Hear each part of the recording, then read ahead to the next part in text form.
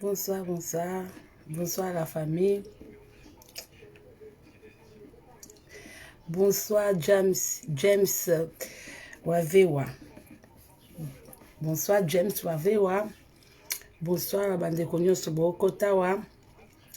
Pamela Issampe est là de moi. Bonsoir. Alula Kolela. Alula Kolela. Bonsoir. Ma nièce, bonsoir maman. Bonsoir Alula. Mireille, BKS de moi. BKS de moi, bonsoir. Bonsoir, bonsoir la famille. Patrick BKS, de gros bisous. Je te lance des cœurs, hein. Bah, cœur. Mireille Bakila. Mireille Bakila. Des gros bisous. Nabino, Freddy Mvananzi, Bouyayu Angwana. Alfred de Tapis Rouge. Alfred Tapis Rouge, Yayu Angwana. Joe Kambila de moi-même, hein. Joe Kambila de moi-même. Des gros bisous, bah, cœur. Merci beaucoup, Jorda. Jorda, merci beaucoup. Pauline Sita. Sita, bah, Pauline. Hey!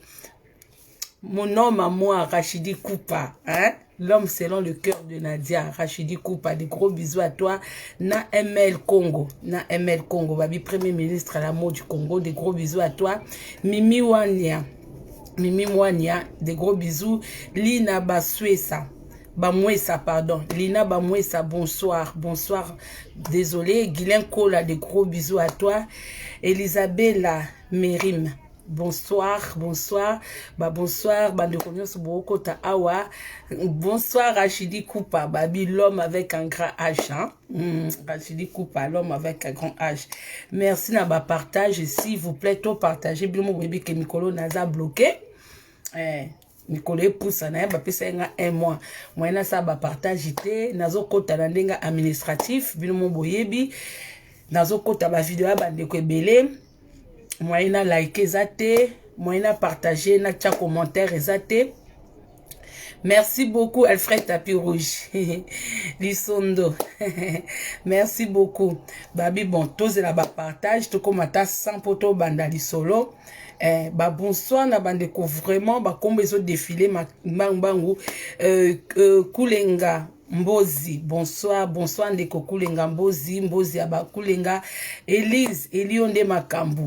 Bonsoir ma belle à moi, des gros bisous ici Kozali Elionde Makambu, des gros bisous hein Élysée, des gros bisous nayo. Bon, naye pour te défendre hein, noti la bino dans nos vidéos moko tant aussi sur la vidéo ango en tout cas Prince Nseka, bonsoir. Bonsoir de Prince Nseka. Na pesi ba bonsoir na bande ko belé papa langa Mathieu Misamu, Nafi Makoma, fi Beni, Pacho Matobo, ici ka bozali ba gros bisous, babi lumière DM ici kozali des gros bisous na yo. Wesh ma gueule ici kozali ba gros bisous na yo. Nani Soufi de promesse ici Kozali, des gros bisous. Merci beaucoup. Divine Grâce, des gros bisous.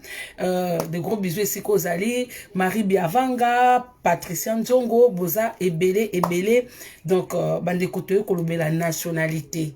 Faut défendre nationalité na biso na nationalité ya bana o tozo bota en dehors ya Congo parce que makambo ekoma grave bandeko makambo eza sous makambo ya otala ngo teke bo besaka maboko bo yokaka makambo bo lobaka te parce que ebele tozo bota libanda ya mboka toke ba lobby ba benga bana biso ba congolais te ebele tozo bota libanda ya mboka parce que kotala ba dirigeant congolais makambo ba komi koloba.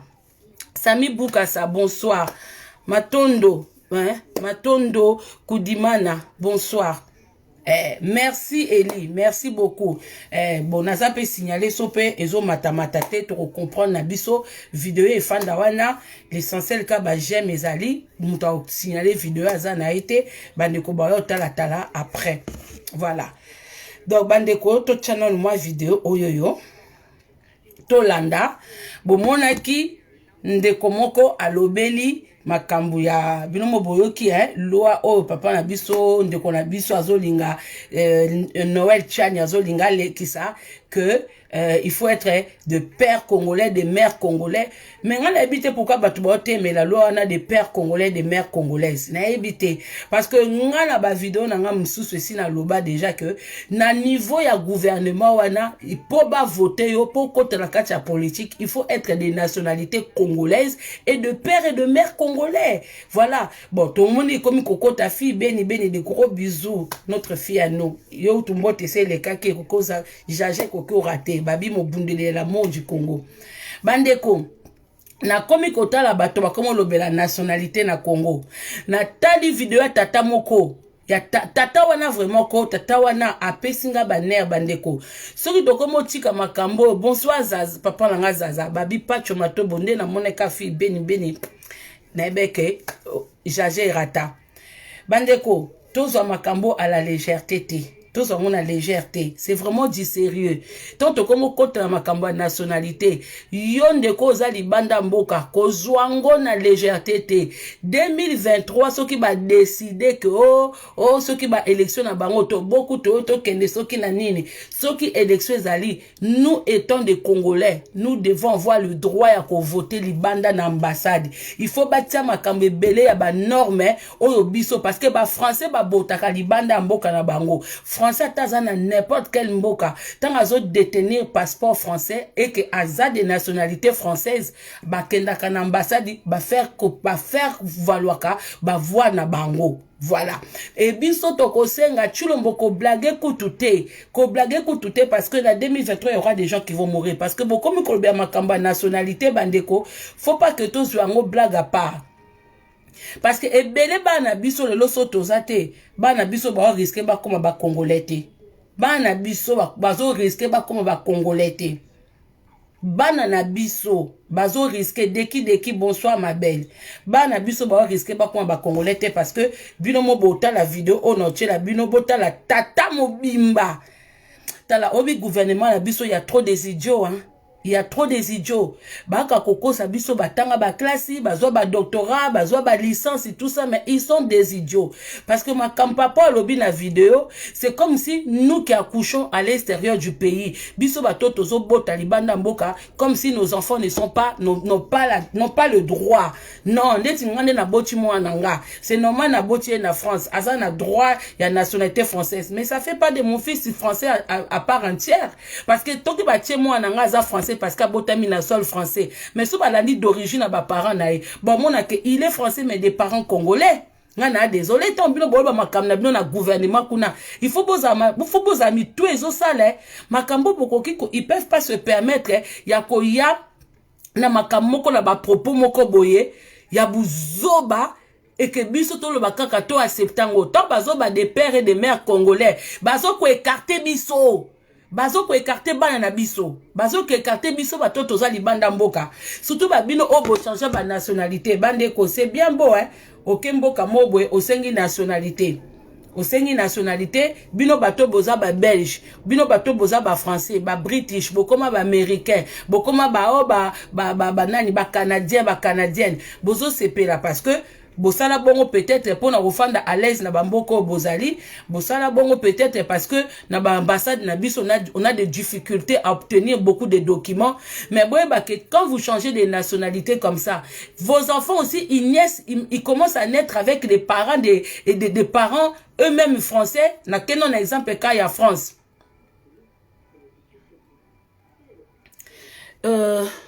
Ah d'accord, c'est pas moi. Bandeko, yo changé nationalité. Au sengi nationalité, imagine aux en France. Au sengi nationalité français.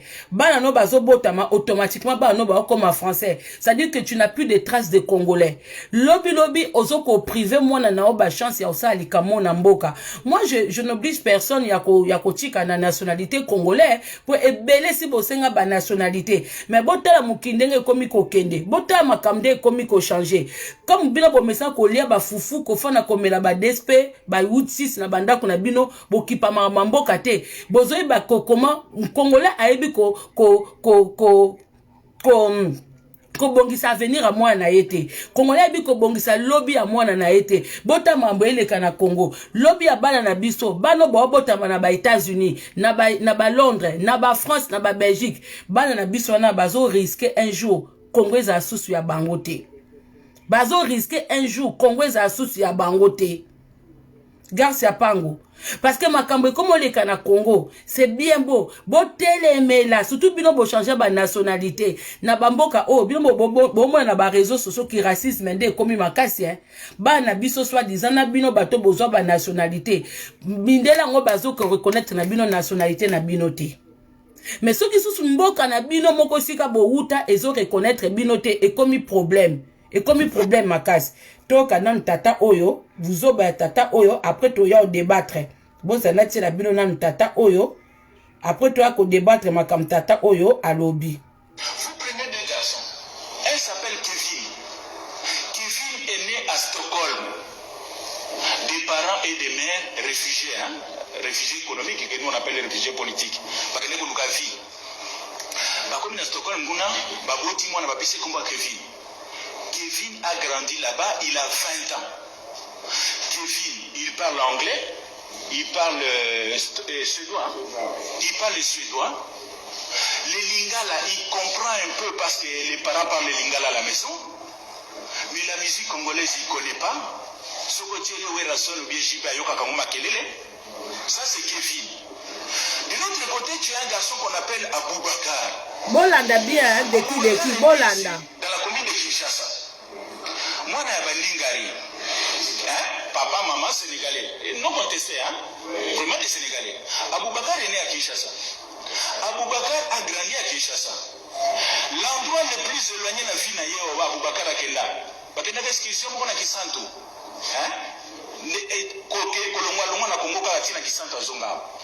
Aboubakar maintenant, lorsque le léopard perd, léopard est volé. Aboubakar a son appétit, il n'a pas envie de manger.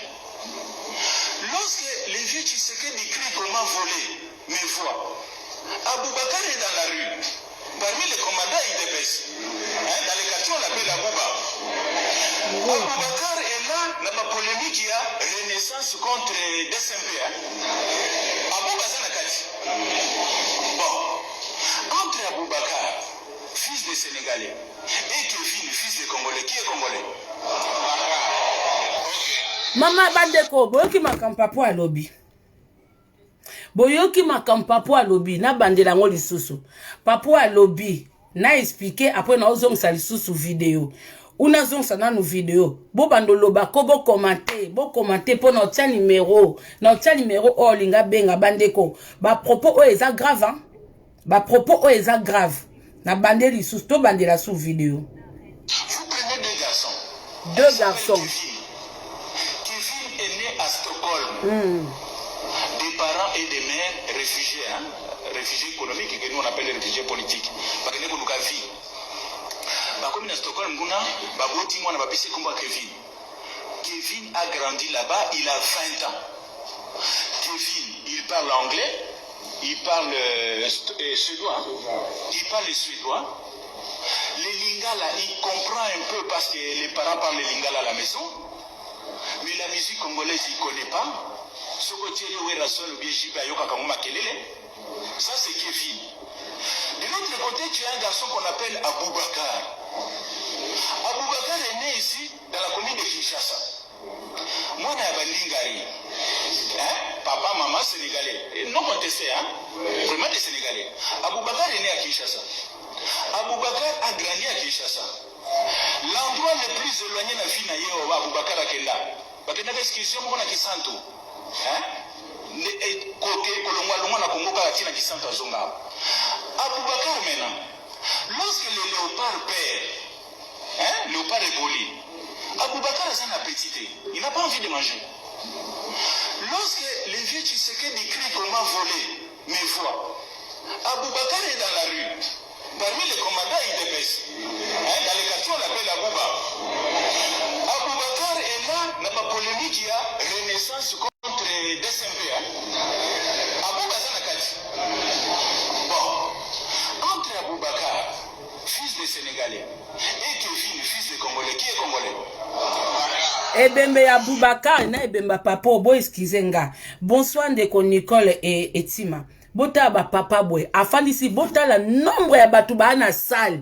Bomoni tala, bomona na image hein. Bota la nombre ya batu ba na salle. Bazo tuna qui est congolais entre Aboubacar et Kevin. Bazo zongisa Aboubacar. Mais papa oyo oza imbécile. Oza imbécile.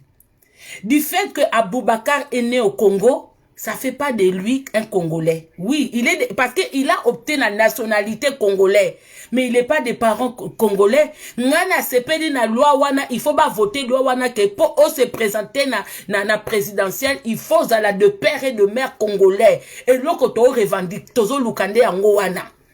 Mais cause na nationalité, nga mwana nga cause na nationalité française. Mais il est de père et de mère congolais. Moi, je suis désolée. Moi, je suis congolaise. Tala zoba ya tata oyo. Bande koto qui m'a déjà mboka na pona pasi. Parce que il y a un Sénégalais qui est au Congo. Oya fandara na matonge. Stade des pembeni. Moi, nazo kende foot na stade. Moi, nazo bimalibanda. Et ça fait de l'enfant de ce Sénégalais-là plus congolais que mon fils à moi. Parce que ngana boti moi na France. Nde Aboubacar a commis plus boka dia komba Aboubacar nde Aboubacar a commis congolais koleka mwana nga na metala ba congolais. Il y a des choses hein bomoni tata mobimba boye afandisi tala sal munene azoba ba propa boye on peut pas laisser parce que bato bangonde bazo ba pouvoir bazoba oya batata oyo bangonde bazo pouvoir et tant bazo pouvoir ils vont commencer à casser nos enfants. Ta Daniel Safou, yango Daniel Safou bando koma ko liambongo. Ebi ke ebele bo liambongo a Katumbi hein. Ebele bo lia Katumbi il est de mères étrangères, de pères étrangers. Yemoko kututo yebi poni na yete, yemoko apesaka biographie na ye que papa naza juif grec. Mutoko la Katumbi, boko misela biso e président.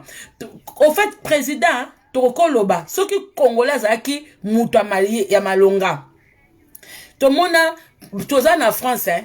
Les Antillais, ce sont des Français, hein. Les Antillais, ce sont des Français. Bongoloba, depuis l'époque, depuis le temps, il n'y a pas eu un Antillais assez intelligent ou assez riche pour devenir président en France, hein. Il n'y a pas eu un Antillais assez intelligent ou un Haïtien. Il y a un Haïtien peu bakoma ou ba rayonner, ba on peut bazaka ba français, non, hein. Wesh ma gueule, bienvenue. Mbote no ese le kaki. Ton na moni fille de promesse, na mon lumière dem, bambote na bino ese le kaki. Bonsoir ndeko Zaza Mwamba. Bonsoir ndeko kita dit Matumona. Na France awa, on est en France. Depuis l'époque de de Napoléon, de nananana, les Antillais ont toujours été des Français. Comment ça se fait, on n'a jamais eu un président noir antillais? Comment ça se fait qu'on n'a jamais eu premier ministre noir antillais? Ça dit que les Antillais, ils sont seulement là pour conduire les bus, ils sont seulement là pour travailler dans les hôpitaux, ou à la poste, ou pour nous rendre des tickets, merci mamie, ou pour nous rendre des tickets de train dans les gares. Si aujourd'hui Obama était devenu président, depuis l'époque, quand même, c'est parce que le noir américain se bat. Parce que le noir américain, ils ont nulle part où aller. Depuis l'époque des esclavagistes, ils ont été déclarés américains. Ils connaissent, aujourd'hui, si on laisse les noirs américains dans l'espace comme ça, ils vont aller dans quel pays? Qui saura d'où ils viennent? C'est comme les Antillais. Ils savent pas d'où ils viennent. Pour eux, dans leur tête, ce sont des Français. Alors, pourquoi jusqu'à aujourd'hui, il n'a pas eu un Français noir? Il n'y a pas eu un président noir? Comment papa Arlette Mayamba bonsoir? Comment papa Azolobake? Parce qu'il y a eu il y a une famille sénégalaise qui s'est installée au Congo. Leurs fils parlent lingala. Parce que nous, nos enfants ici, ça parle pas lingala. Et ça fait des Aboubacar congolais que nos enfants. Mais papa, c'est imbécile. Tabata IDPSO. Oyi bata IDPS ko baluba oya to bongi bo fa na bino kimia. Bo tumbola bango te, bango pe ba tumbola bino te, bo ando sa makam na bino, il faut ba pousser bino kaka. C'est vraiment obi IDPS hein. Ce sont des cadres bourriques. Puisque bazo ba diplôme na bango, on dirait bango tout ba kosa ba diplôme wana. C'est pas normal. Azo pe ça exemple. Oh, parce que nous nos enfants entre Kevin et Aboubakar, qui est plus congolais, qui est congolais, même pas plus qui est congolais, mais qui est congolais. Et toute la salle répond à Aboubakar, mais boza ba imbécile. Yango le lopo bo la biso ke boko comme c'est la biso pe nani Abed Achou boko comme c'est la biso ye président na Congo. Mais le problème, c'est que richesse wana ezo kende pas nani. Quand les étrangers prennent la tête d'un pays, ça fait de vous des esclaves. Jamais Mundela kotika mutumwinda ko comme la président na mboka na ye. Si vous savez pas, boyebi awa na France. Merci beaucoup ndeko Yves Sapou. Bandeko, kofa nanda kunote ke ndengo o changer nationalité wana, o changer nationalité ba no baba français, bo ki paka mambele kanamboka. Totele mana 2023, nous devons déjà bino bo changer ba nationalité. Vous devez vous battre pour que vous ayez double nationalité. Boyebi ke ba Brazzaville bazana double nationalité. Ye chilomba komi ko ya na France, akomi ko ko solana Macron. Kasi bati a peut traiter à double nationalité que tu peux être autant français et autant congolais. Il peut faire ça. Et que, comme il faut dégager Bisso. Pendant que vous changez de nationalité, nous avons des Aboubakar qui deviennent des Congolais. Nous avons des Abed Achou qui se promènent avec les passeports congolais. Nous avons des Katumbi qui ont des passeports congolais. Alors que lui-même, quand il parle, il dit qu'il est des parents zambiennes, si c'est mozambiquienne, si c'est juif, grec, des gens comme ça en tête de pays. Vous voulez qu'il reste quoi au Congolais? Vous voulez que qui va avoir pitié de vous? Qui va avoir pitié de vous? Boluka ki mwana mboka, oh, Chilombo, quand tout l'ambit pe biographie na ye. Il y a aussi des sons, côté msous angolais, côté msous maman Martha Wouta, côté ba Angola, côté mounini we, non. Awa na France, pour batika ba un immigré à bala na biso ba comme na ba titre moko boy, c'est difficile. Bandonanga, bongbolo banin, que ici en France, tous les enfants issus de l'immigration, oh nyos ba vivant en France, batanga bien te, batanga assez te pour bazo ba poste moko nin. De temps en temps ils mettent un arabe, de temps en temps ils mettent une sénégalaise pour juste montrer que oui, on n'est pas raciste. Mais ils veulent pas de noirs ni des arabes ici dans les postes clés en France.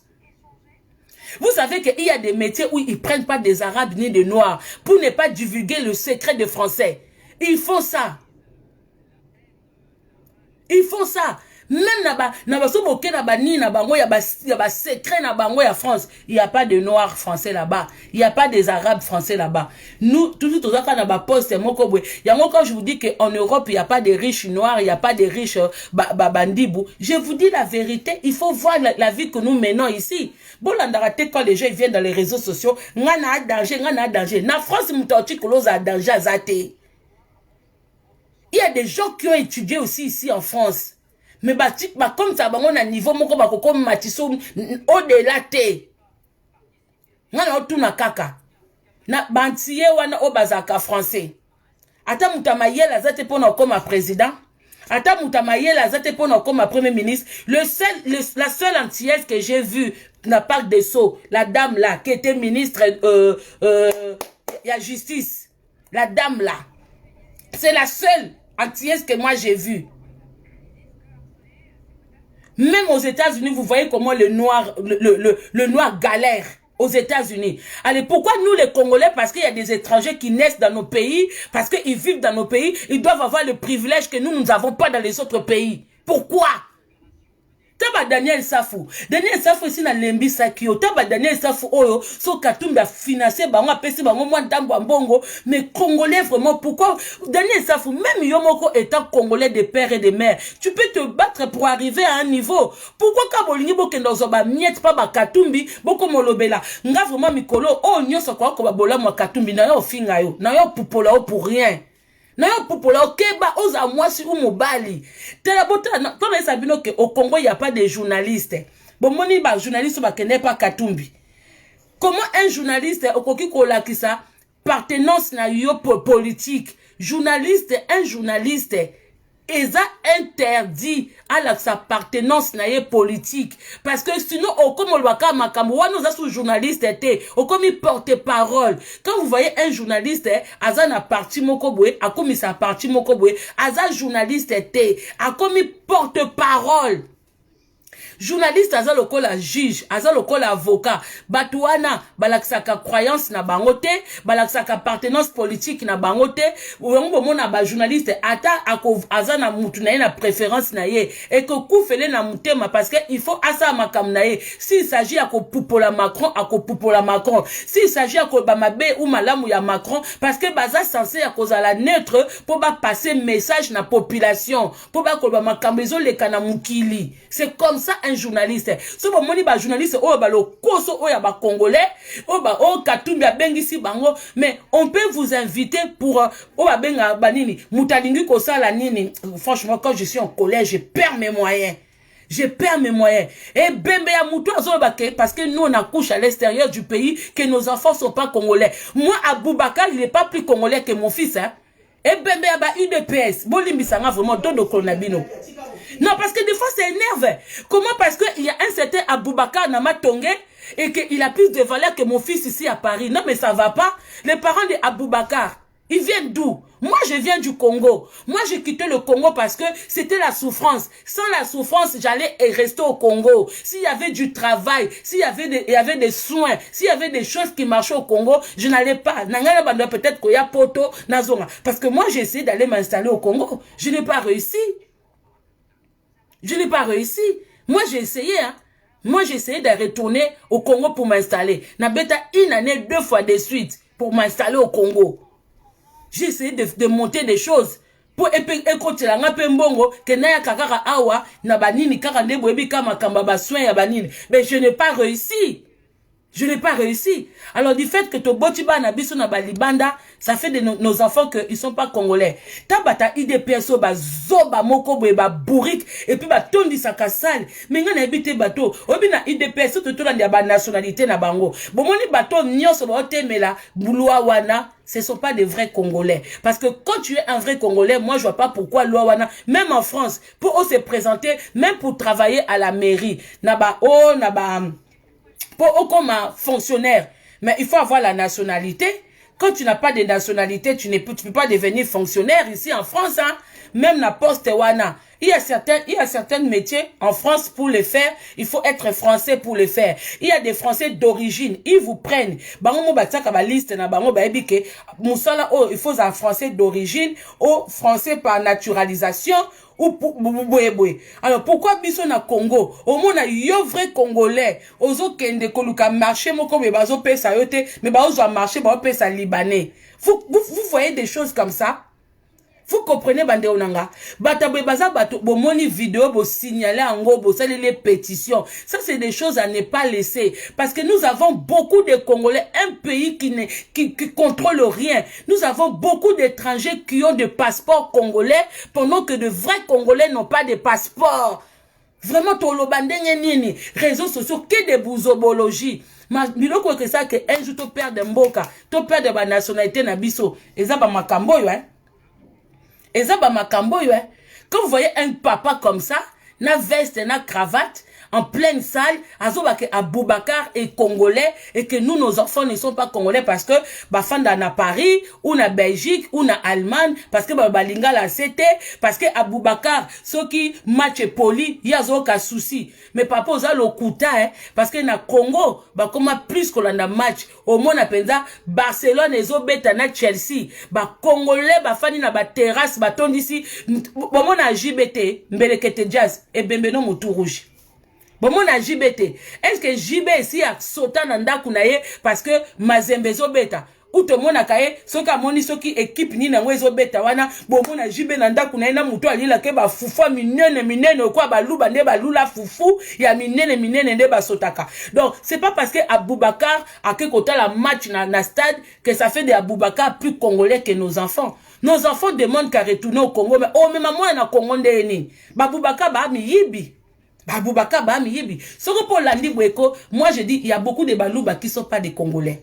Il y a beaucoup de balouba oh batebele ba ela biso ba nationalité balouba, ce ne sont pas des Congolais. Vous prenez deux garçons. Un s'appelle Kevin. Kevin est né à Stockholm. Et là que pe sanga kanda azuka que exemple ya prénom ezo ke de pembe na mo ananga. eloko epenga kanda baprene eza nango ebele ba Nicolas ba Mathieu ba Pacho ba Patrick ye azwi kaka Kevin azwi kaka prénom Kevin pourquoi kozwa kaka exemple ya prénom Kevin amutema mabe des parents et des mères réfugiés réfugiés économiques que nous on appelle les réfugiés politiques bakende koluka vie bakomi na Stockholm nguna baboti mwana bapesi komba Kevin. Kevin a grandi là-bas, il a 20 ans. Kevin, il parle anglais, il parle suédois. Il parle le suédois. Ah, Seigneur. Les lingala, il comprend un peu parce que les parents parlent le lingala à la maison. Mais la musique congolaise, il ne connaît pas. Mais alors comment Makelele était de l'autre côté, tu as un garçon qu'on appelle Aboubakar. Aboubakar est né ici dans la commune de Kinshasa. Dans la commune de Kinshasa. Ah, jamais. Papa, maman sénégalais. Non, papa, maman sénégalais, hein? Sénégalais. Aboubakar a grandi à Kinshasa. L'endroit le plus éloigné de la vie de Aboubakar a Kenda. Parce que dans l'excursion, on a Kisanto.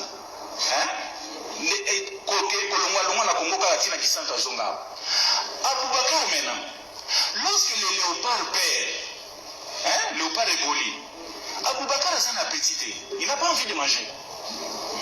Lorsque les vieux Tshisekedi crient comment voler, mes voix, Azoloba, et puis papa Azoloba, lorsque l'équipe de foot est folie, Aboubakar a un appétit, c'est pas qu'un appétit, bloc on les a té, faut que l'on ba vérité. Nanana koko ça un appétit parce que équipe n'a pas poli. Est-ce que bon on a bango ezambiom to kotimbo on a poche. Papa, il faut le ba bien. Aboubakar so que équipe est poli, azongi nanda ko iloko akolia ezate. Akoko za un appétit, na Congo nenge zana na moi makasi wana mutaza un appétit pour équipe à foot est poli. N'importe quoi, hein. Parmi les commandants IDPS, dans les quartiers on l'appelle Abouba. Aboubakar est là dans la polémique qui a Renaissance contre DSMP.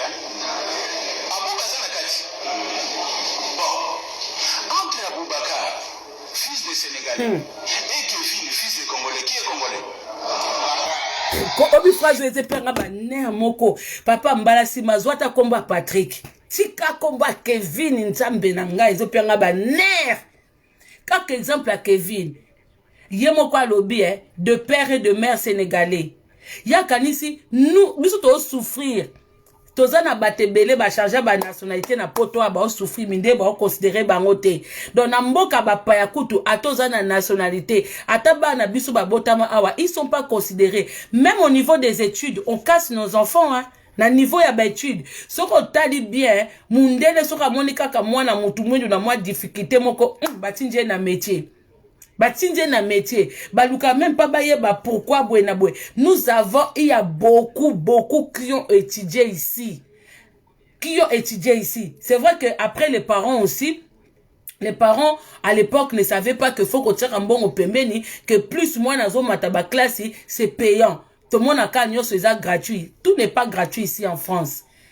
Des fois, et comme on a un niveau, étude, les parents ils peuvent pas payer. Alors que Mundele accès sacrifié à na ba étude à Mundele du jour au jour à autres travailler, à autres boire à 50 à côté, 100 à côté. Mundele koko soit même crédit à rembourser c'est moi pour financer les études de leurs enfants. Biso bana biso basuka kaka mikolo kutu botaka sika bantu mindu batondi mikolo, batondi na sécurité sociale. Batondi na ba sécurité sociale, ba komo tonda na ba CAF, ba bazwa ka ba poste moko boy oyo ça n'a rien à voir. Bazotia biso batu mwindu. Allez, on souffre déjà na ba pays ba étranger, allez na mboka na biso yo tata o po liembongo wa Katumbi, OK no pesa pouvoir na Aboubakar. Mais nga bo pesa nga posa baga parce que moi étant au Congo, c'est pas parce que Aboubakar a vécu au Congo et que moi j'ai pas vécu au Congo et que ça fait de Aboubakar plus congolais que moi. Bakoko Aboubakar baza ba congolais te. Nga bakoko nga baza na ban Congo, bakunda bango na ba Congo. Bakoko nga Kasavu Bulumumba abatangisa makila pona biso. Donc Aboubakar il est pas parce que otie moi nanga français, otie mundele a mundele on considère moi nanga te. Ah bah oui, tu es peut-être né en France mais moi c'est mon pays. Toi, tu es peut-être français naturalisé parce que tu as eu droit de sol. Mais Mundela Lobake, yeza pays ya bakoko naye. Donc arrêtez, toko tike la bino espace ote. Tobi de nationalité de pères et de mères congolais. Donc Katumbi ko ndengo zana yoko tusina dinga kote. Il faut ko bosana. Bota Daniel Safo bazami tout le col à Safou, c'est des vendus. Batoko la sobo moni bato tout ba côté la Katumbi, c'est des gens au Katumbi ont financé Katumbi. Le problème pour vous c'est que quand vous devenez président d'un pays, Toroko balabiso bon, ce n'est pas la nationalité, il suffit qu'à muta bongisa mboka. Mais le problème c'est que ces gens-là quand ils ont l'argent, ils n'investissent pas au Congo. Ils s'occupent pas des Congolais. Bambo na bango ils ont kende libanda. Si ils considéraient vraiment que le Congo c'était leur pays. Pour Bozo Lukabo comme ma président à Congo, parce qu'il y a la richesse. Mais vous n'avez pas l'amour de ce pays. C'est la richesse de ce pays que vous aimez. Parce que comme ma président Mboka Moko, Tonga Mboka Ngo, Salape Mboka Ngo, Batuba Koko Lingayo. Moi, quelque part, hein, je peux dire que je m'en fous. Boubacar Banda va s'installer au Congo. Ils ont apporté quoi au Congo? À part qu'on laisse abisso ba mboua, boso ba laisse abisso ba brochette ba tabaya solo. Lelo ba tababa si la bango tu ba koma na kinga kat. Ba Boubacar ba komo laisse abisso ba mboua, ba niaou, doto koma biso su ba luba. Don lelo na Congo ki mulube ki pa su su tepo, mutu nyonso na quartier zoli ya niaou. Na idea soki ya lapin, soki ya libata to yebite. Mutu nyonso na quartier koma kolia ataboke na nganda ba ostra ba lamba mboua. Okuta no kabaluba te. Okuta ba ekolo nyonso.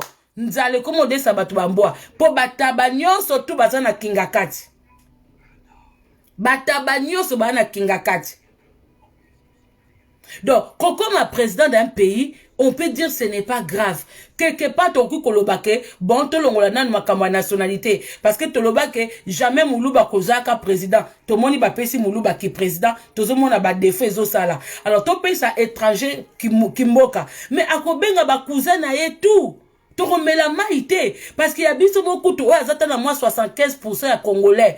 Azo kukata ko aider biso mo bande connecté. Bon, bino kasiba étranger. Tout ça déjà expérience il y a étranger moko. Il y a Kinga Kat. Il a aidé qui? Il a aidé qui? Bon, toute la différence, Bobi Mobutu Azalé Mabe, Bota Mobutu qui était congolais de père et de mère, malgré qu'il dictature naïe, qu'il dictateur naïe, mais quand même à l'époque de Mobutu, Tozong elle a toujours sima, à l'époque de Mobutu, on voyait pas ce qu'on voit aujourd'hui. À l'époque de Mobutu, Mouton Sakana congolais était, hein. Personne ne pouvait blaguer avec le congolais, hein.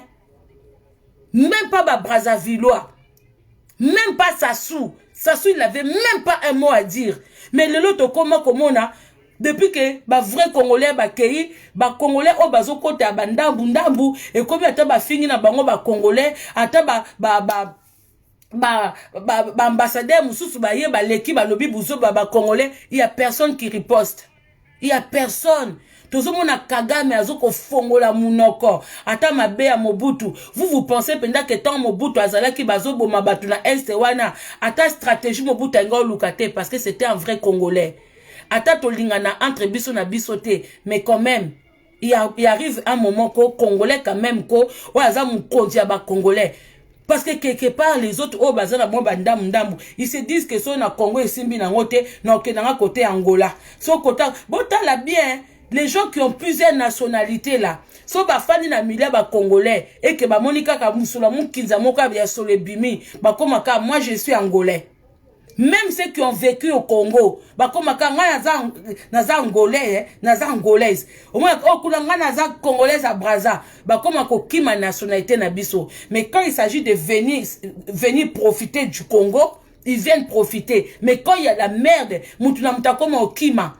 Okuta pena mutu boza pena amina mutu akobeto yo lingala normal ba parane ba kima guerre ba fanda pena Congo normal mais et comme oh moko bwe ngala za nga angolaise mais na munoko na ye ozoka lingala 100%, entourage na ye ba congolais à 100%, mais ya kimi akimi ne bino parce que tanga bisengo bazana bino mais tanga mawa ils sont pas là. Bongo ba biso o tozana ba mélange te. Ba biso o ezana mabena malamu. Tozana chouate parce que toi ne si ko kimela te. Neti ngala koko sa assemblée na banaza angolaise. Na yebita mboka ngote, nazate na bakoko kuna te, nazana batute. Je peux pas faire assemblée na bakenaza Brazzavilloise parce que je n'ai personne là-bas. Ba tout na bakoko na bino na Brazza baza côté nini, balabala nini, je connais rien. La seule fois où on a kenda Brazza, on a kenda tika badon en pila. C'est quand je suis parti donner mes dons. C'est comme, bino soki, tant ba, oh, baza, ba 50-50, ba, mwana, ils s'en foutent de tout.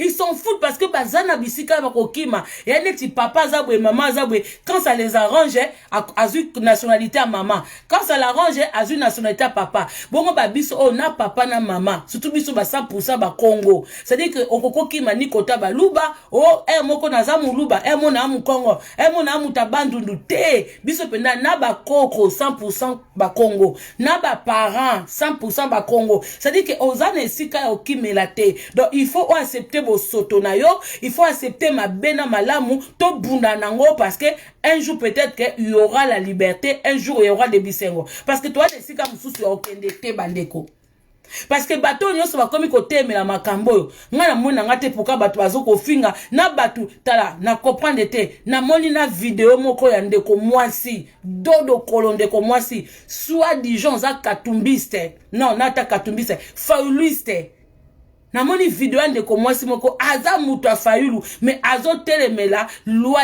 ya Noël Chani o ezake de père et de mère congolais mais quand quelqu'un est vrai congolais comment beaucoup ko telemela loi wana tozo sa bongo poto reconnaître parce que un jour bozo Abed Achou président hein? Si on continue dans les rythmes comme ça, beaucoup à cause na Abed Achou parce que niveau bato bakumisa Abed Achou, est-ce que bato bazaba congolais solo ou qui fana kuiti kaka? Pour Abed Achou, comme il conseille la bino, moi je comprends pas. Hein. Les gens, ils volent des millions, ils font des dons de miettes. Ils font des dons de miettes. Parce qu'on Congolais comme à mon accord, ils sont moutake kotika sac à l'os quelque part, sac à madesu. Parce que niveau Abed Achou, comme il conseille la badon.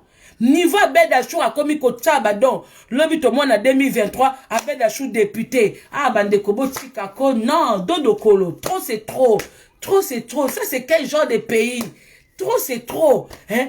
Bon, moi, le cas Jamel Abimi Boloko, Jamel a commis ministre. Mais non. Ah non, on a lembi. Des choses comme ça, on ne peut pas laisser passer. Bota bato ba lié ba mbongo. Vraiment, tolo bate. Muto katumbi a foutu bango. Oza mutu ya UDPS. Bon, na ebite, hein. Ata to ebike, Chilombo azana moi côté moko ya kiangolais. Toboite. Mais comment yo mutu ya soi-disant cadre na UDPS? Obando kote, obando bake Aboubakar aza congolais koleka ba na biso. Parce que biso toboti na ba Kevin na biso toboti ba Kevin na biso na ba poto. Parce que ba Kevin na biso ba yoka wera sonte. Mais ngamo naza congolais 100% na yoka pe wera sonte. To ke pe to zonge pe musique manzanza. Musique mato y passe na yoka ngote. Est-ce que koyoka wera sonte ça fait de toi vrai congolais?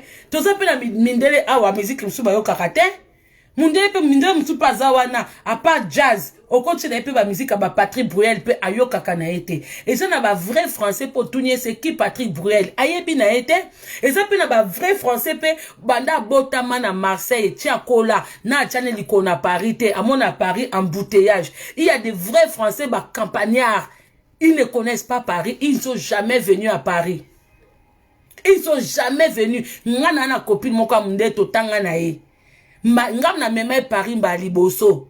Na mema e Paris to kenda pas tante nanga grande sœur na tante nanga à quartier ya Lemba awa na poto à l'époque afana na mairie de Clichy tanti mamingala na pesi famille mobimba ngala bambote gigingala mapia mama chéri ngala Michel ngala Juju PDG ngala na kenda pas tante nanga na mema mundele mbali boso na matsaye train. Donc, banda botama amata na etrente. Donc, ye banda botama kaka na Fontainebleau, na bimate. Donc, on a matie ba métro, non, ça c'est ba correspondance, mboka na bango moko. Alors, mutu sou sa koko fanda pe, afanda pe abotamine na ba Congo, tia koli ayane pe Kinshasa te. Et ça défait de ça, et ça dit que azala vrai congolais te. Bota bato ba dirigeara bato. Muta boyo kobo na pe basali pe ba effort basali ba tricage na bango bomo na katumbi aleki to sambwe lisusu. Vous comprenez? Parce qu'ils nous donnent des présidents. Makambeleka na Congo, nous avons même pas le contrôle sur ça. Et quand on essaye de se battre, kaka bato ba bundaka, nuka boa ko finga bango, ba combataba, ba kombabwe. Mais c'est parce qu'ils ont pas des armes. Ils n'ont pas des armes, ils ont que leur bouche. Bota ndeti tata boy azobake parce que yo boti mo ano libanda mboka. Okimi pasi ya mboka na yo. Mikanda mboka na eza difficile. Ozana besoin de passeport. Ndeti na minute bate belé banda chilombo. Aebisaki ba porte-parole na yeke akitisi passeport eza c'est bizarre et comme fantôme. Passeport fantôme. Na makanisi batu bazoya kolobela passeport mais na misu batu ba omonate passeport est comme invisible. Alors ceux qui batu bazana du mal na mboko bafandi il faut répondre na ba norme ya mboka wana. Ezo senga ba papier mususu on a pas ambassade on a du mal à avoir. Batu ba changer ba nationalité mais qu'on changer nationalité ça fait pas de toi que tu n'es pas congolais parce que même si on a une nationalité française ceux qui baké na Nantes ba kuta acte de naissance na eza ya congolais. Hein, papa Oyaza Zoba. Il y a des gens qui ont changé de nations, qui ont demandé des nationalités, ils ont leur acte de naissance na Nantes. Ngana lobe la France, hein, pour la Belgique, na habité sur acte de naissance na nobo Kendakawapi, ni na Londres, ni na États-Unis. Donc je parle de France. Na Nantes, kuna ba bomba. Parce que au monde na mukanda aux françaises, mais né à Kinshasa. Tu vois, elongo liyo ki congolais pour ani. Elongo ki congolais pour ani. Parce que ton ba osenga, parce que son lobi obimisa vrai acte de naissance na yo, ba mona koza congolais. Hein? Comment papa ozo ba keba na biso ba congolais te? Donc vous voulez nous effacer. Vous voulez nous écarter. Pour besoin ba Bedachou, pour besoin ba Jamal, pour besoin ba Katumbi. Mais vous êtes des malades, hein? Vous êtes des malades, hein? Moi, je suis née congolaise, je vais mourir congolaise. Moi, impossible de changer la nationalité. Attends, c'est pour me protéger. Me protéger de quoi? La seule personne qui peut me protéger, c'est le bon Dieu. Tu peux être française, tu peux être ngunda, ça ne te protège à rien. Nga papa, maman nga bima ki libanda mboka, parce que koluka vie. Koluka vie moko ya bien, koluka kopé sa bana na vie ya bien. Mais c'est pas pour ça que moi je ne changerai pas de nationalité. Non.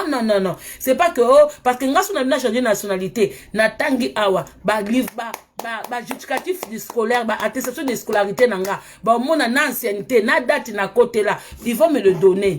Il faut me donner parce que tout na poto ça 5 ans 10 ans ba nationalité et moi j'ai grandi ici mais moi ça me traverse pas l'esprit dans ma tête nabi que je suis née congolaise, je veux mourir congolaise.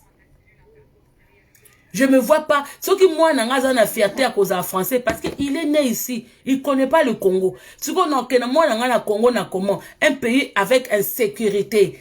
Un pays où il y a rien pour les enfants. Non mais maman n'a pas que tam c'est na babar. Hein? Vous vendez tous nos terres aux étrangers. Na ko ngana mais maman na ba Congo. Quand vous dites fédéralisme, vous pensez que c'est pour se séparer. Non.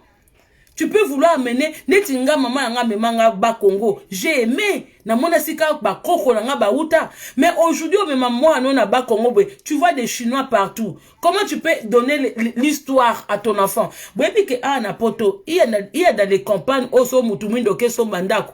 O memingambo.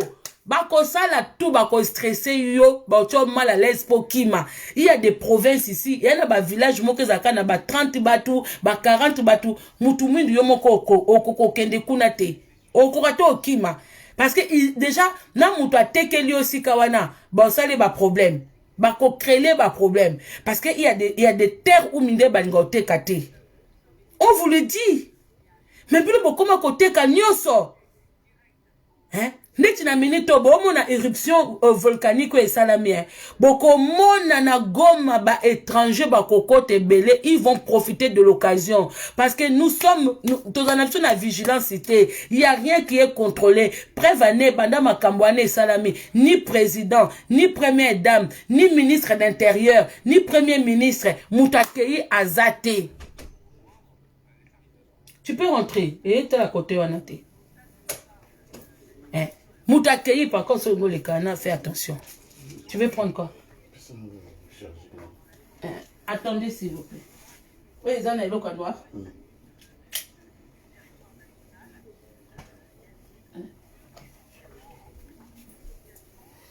Bolimbisa. Moutakei azate.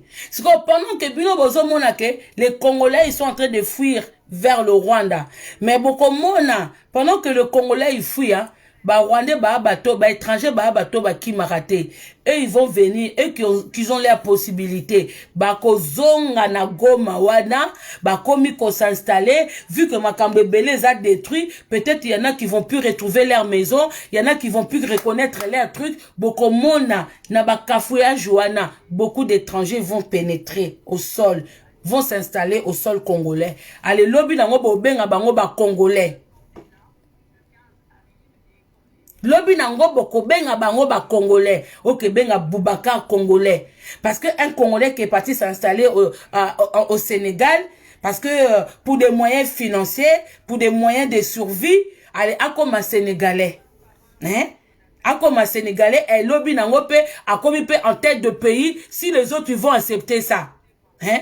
Si les autres vont accepter ça. Bien bokati ba Marie Le Pen wana ba mindelo ya ba racisme makasi. Un jour ba mona mbatoko la biso to botami kutu awate to yeko ya lobi nango président ya France. Batena nous ata antiye moko pour qu'on dise que oui, la France c'est l'égalité, fraternité, hein, ce qui nini. Batata ata un jour, tout le monde ata, avant ton coup fait, tout le monde ata antiye moko, président de la France, tout le monde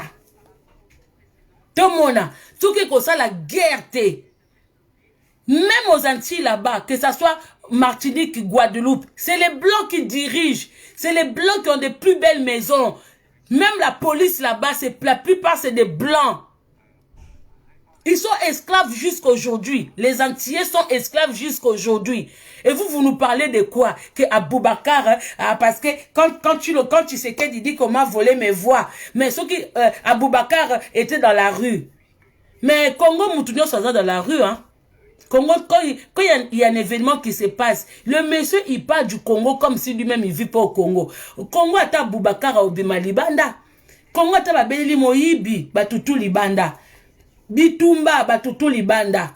Président Moko Aleki Batutu Libanda. Alors si Aboubacar a fait en plus na commune à Kinshasa, là où il y a tous les événements, Aboubacar Obimatendeni, hein? Au Congo, il y a pas de les gens vivent dans la rue. Olinga Aboubacar Abimatendeni, hein? Olinga Aboubacar Abimatendeni. Et tu fais des Aboubacar congolais par rapport à nos enfants. Botondani pe belé na salle. On peut pas laisser ça, hein? On peut pas laisser ça. Ça, c'est des gens, des personnes qui sont désirées. Franchement, c'est des gens, à discours, dans une salle bien remplie, où les gens aussi applaudissent, où les gens disent n'importe quoi. Et vous voyez, ça, c'est des gens qui disent, les gens qui sont là, des cadres au Congo. Mais c'est regrettable. Par exemple, Moko, terre à terre. Donc, si on voit bien, lui-même, il ne doit pas être congolais. Si vous avez tout à Dolanda, parce que, comme il banga. Quand on dit que oui, Noël tient au lobby bien, il faut Moutounio so aïa ko présenter nationalité des pères et des mères. Moutoutou au hasard contre, ça veut dire que la personne a commis Kobanga. La personne a commis Kobanga. Bon, tu connais la bateau, un enfant Kevin. La prochaine fois, monsieur, il faut changer le prénom de l'enfant. Bah, prénom est Belé. C'est comme Kevin. Les Kevin, ils sont là, ils demandent rien. Ils demandent que Binobo quitte juste, hein, pour que Mboke kende bien. Ce qui Mboke quitte et Kei. Parce que vous voulez des Congolais au pays. Pourquoi on sort? Quand on voit quelqu'un comme Abed Achou qui se promène avec un passeport congolais, mais il y a un Congolais ici, de père et de mère, de père et de père. Mon père, ma mère sont des Congolais. Mon grand-père, ma grand-mère sont des Congolais. Mais nous cherchons des passeports, nous ne trouvons pas. On ne trouve pas de passeports. Mais Abed Achou a un passeport congolais. Il voyage avec un passeport congolais. Vous trouvez ça normal? Tout de suite, noter mais ma Kamboué Boye. Et ça, il y aura toujours des gens qui vont être contre. Vous comprenez? Et ça, vraiment regrettable. Hein? Et ça, m'a trop bandé konga na sukiwana. C'était juste pour vous dire ça. Na mon lumière, rappelle ça nga moto makasi. Et ça, normal, na tie bino sous vidéo ngo popia bino kanda makasi pour te partager même kanda o nga pe nazwaki mon père ma mère sont des Congolais. Vous prenez deux garçons. Un s'appelle Kevin. Kevin est né à Stockholm. Des parents et des mères réfugiés, réfugiés économiques que nous on appelle les réfugiés politiques. Parce que nous vie. Comme à Stockholm, Kevin. Kevin a grandi là-bas, il a 20 ans. Kevin, il parle anglais, il parle suédois. Il parle le suédois. Les lingala, il comprend un peu parce que les parents parlent le lingala à la maison. Mais la musique congolaise, il ne connaît pas. Ça, c'est Kevin. De l'autre côté, tu as un garçon qu'on appelle Aboubakar. Aboubakar est né ici, dans la commune de Kinshasa. Moi, je suis Lingari.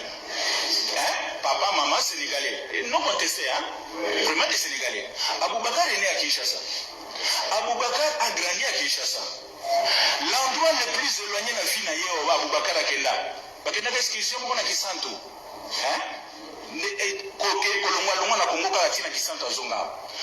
Aboubakar maintenant, lorsque le léopard perd, léopard est volé, Aboubakar est un appétit, il n'a pas envie de manger. Lorsque les vieux Tshisekedi crient comment voler mes voix, Aboubakar est dans la rue. Parmi les commandants, il dépêche. Dans les quartiers, on l'appelle Abouba. Aboubakar est là dans la polémique, il y a Renaissance contre DSMP. Abouba Zanakati. Bon, entre Aboubakar, fils de Sénégalais, et Kevin, fils de Congolais, qui est Congolais? Ok. Papa Oyo. Oya mato ya koyoka metoyoki tomoni ozoba. Toyoki ozoba. Ce qu'on a midi tourné baba vrai Congolais. Tous les gens qui vont s'opposer à la loi de Noël Tchani, ce sont des venants. Nous, on est des pélés, des mères congolais. Mon pélé, ma mère, ce sont des Congolais. Que mon fils soit né en France. En plus, c'est tout à fait Azazoba. Alobi Aboubakar est né à Kinshasa, mais des pères, des mères Ndingari. C'est-à-dire sénégalais. Mais ça revient au même que nos enfants ici.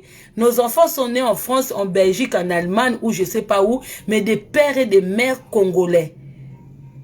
Mais que du fait que mon fils soit congolais, français, mais les Français savent que mon fils, il est français de doigt de sol. Mais que ses parents sont des étrangers.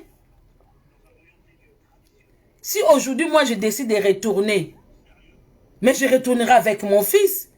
Mon fils, il est congolais par moi, par mon sang. Pas par les papiers là, c'est par le sang. Mon fils, il est congolais par le sang. Mais Aboubakar, il est congolais par les papiers. Aboubakar n'est pas congolais de sang. C'est ça la différence, Bande Konanga. La différence, c'est que le papa, là, il est zoba. Il n'est pas congolais. Aboubakar n'est pas congolais de sang.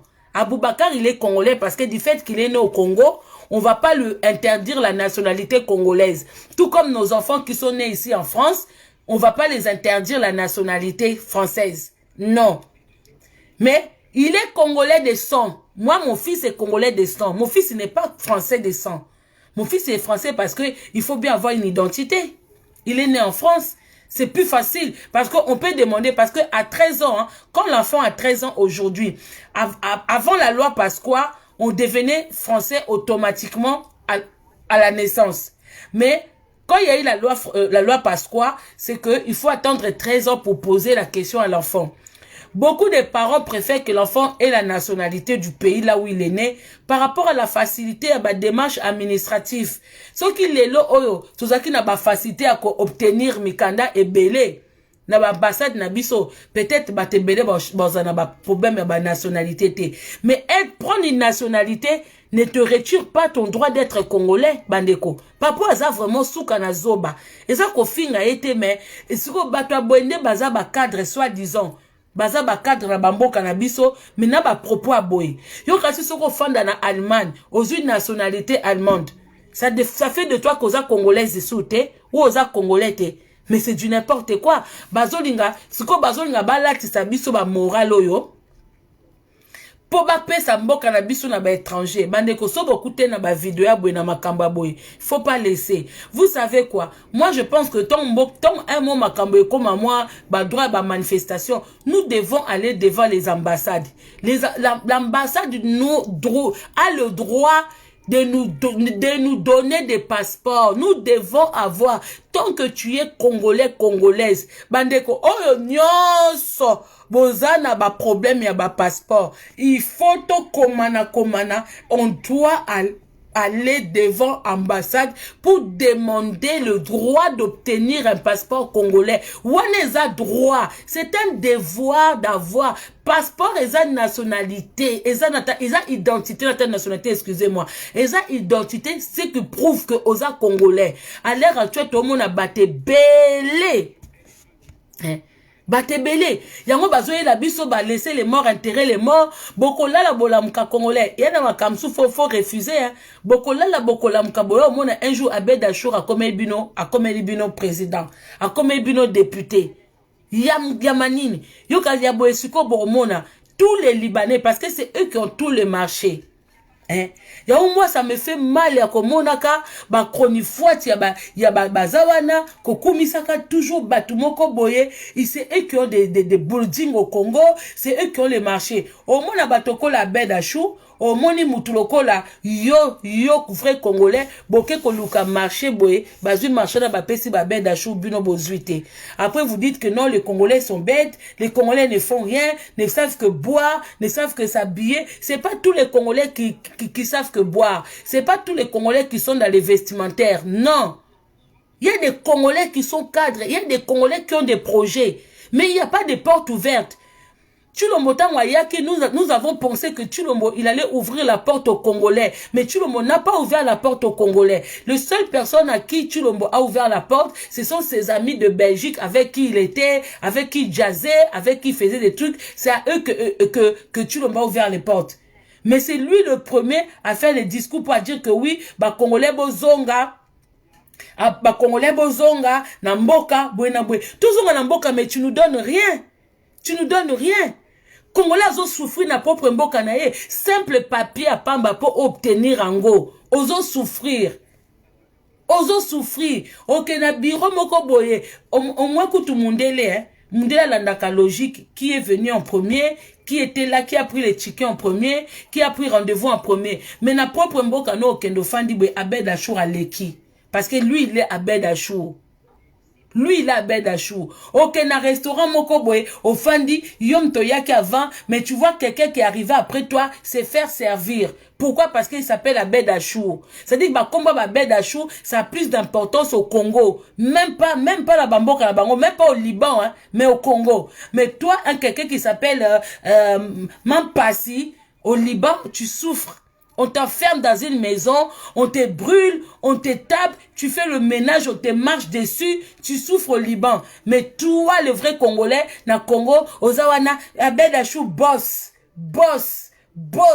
dans ton propre maison. C'est-à-dire que toi-même, tu es la fille du roi, tu es le fils du roi. Mais, moi, Moutouma Outi Libanda ye, yo komi ko pese sous ba éloge na propre château na bino. C'est ça que vous faites. Ça, c'est triste, hein? Ça, c'est triste. Ngata même malgré la souffrance. Nakoki ko bois ka ba éloge na Abed Achour te. Je l'emmerde. Je l'emmerde parce que c'est quelqu'un qui s'enrichit dans le pays où nous sommes des ayants droit, mais on nous ouvre pas les portes. Abed Achour wana, complexe à Poso. Complexe d'infériorité, c'est-à-dire qu'ils sont venus main vide au Congo. Quand ses parents sont arrivés au Congo, ils ont ramené quoi au Congo? Ils ont ramené quoi? Du fait que comme vous avez complexé à Mindele, et l'on est complexe à Mindele, comme il y a Ndibou, c'est-à-dire Ndibou, moko l'ongwane Maroc, à l'ongwane Algérie, à l'ongwane Turquie, à yene na Congo, à yene main vide, na sac au dos, na basket simple à Turquie, il y a troisième qualité. Allez, ayene na Congo, parce que mi continue biso ba komona banani poswa bongo te, akeko drague na mwana ministre moko boye, akeko drague mwana mukonzi moko boye, babi oui, métis à côté la biso na famille, bazu ba pouvoir nyonso ba pesier, lo ba komo dominer, ale bino ba malanda ngombe bokomi boss qui fouani. C'est du n'importe quoi. nga pena bato bosala ba coupure faut bosala ba coupure ba vidéo na ba partie oyoko oto lobela ba beda show et aller lui envoyer dire que il y a une personne qui dit que jusqu'à ma mort à beda show ce qui pensa et c'est que c'est la vidéo ko attends même si les Congolais vont venir m'insulter pour toi je peux t'insulter tous les jours parce que il faut qu'on ma riche na Liban. Pas au Congo. Parce que nous, en France, on n'est pas riches. Naba oba botami awa. Naba oto uta tozo ya. Naba oba zuya lobby lobby. Moutazo comme riche na France azate. Moutazo comme riche na France azate. Mais nous travaillons. Bon, bah, parents Bedachou, ils ont travaillé où? Pour avoir de l'argent pour monter. Ba parents Katumbi, bandeko, tout ce tozana ba mongo nyoso to na baza ba pêcheur, ba mongo ba kanga ba koba na maboko, ba kanga ba ngando na maboko et puis ça bango richesse c'était. Comment bin yoka Katumbi tes parents ont fui la guerre, ceux qui ba juif na bino ba fuir kuna, ils sont venus sans rien. To banini bino ne nzamba linga kabino. Boye na Congo rien. Des simples pêcheurs, aujourd'hui katanga nyoso to eza ya bino Katumbi. Non mais vraiment, non, hein. Et c'est regrettable, hein. Donc, Nzamba ngo, azakaka Nzamba ba juif, Nzamba ba yaba libanais, azane Nzamba ba congolais te. Donc, biso ba koko na biso ba salarate. Donc, nous, on peut pas devenir riche. Donc, pour qu'on soit riche, il faut qu'on soit président de la République, oh, bah, Fandisson Bonga, il faut un ministre. Bah, koko na biso, moi, ma grand-mère a toujours vendu, bah, comme bateau, bah, ebi koko langa, na wenzalemba. Ma grand-mère a teka, bah, pilipili, bah, mungwa, bah, nini, a comment riche te. A comment riche te. Mais Katumbi, il fait les biographies. Azobane papa ba moi yaki ata filé à mbisité. Parce que comment et pas ba mongo, même sanga mongo nini ba ngo baza spécialité à mbisi ya pêche. Mongo nini azana niveau ya Katumbi. Mongo nini azana niveau ya Katumbi. Hein? Babeda Chou là, ils sont venus où? Ils travaillaient dans quelle entreprise? Ba économisant ndenge nini pour ba komati sika baza. Comment ça se fait que biso ba koko ba travailler ba mona pasi mais ils sont morts mutazo comme riche azate.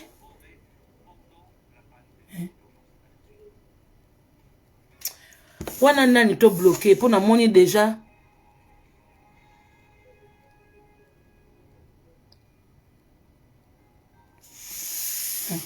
Donc Ndoronanga, c'est juste pour vous dire hein, il faut nous battre.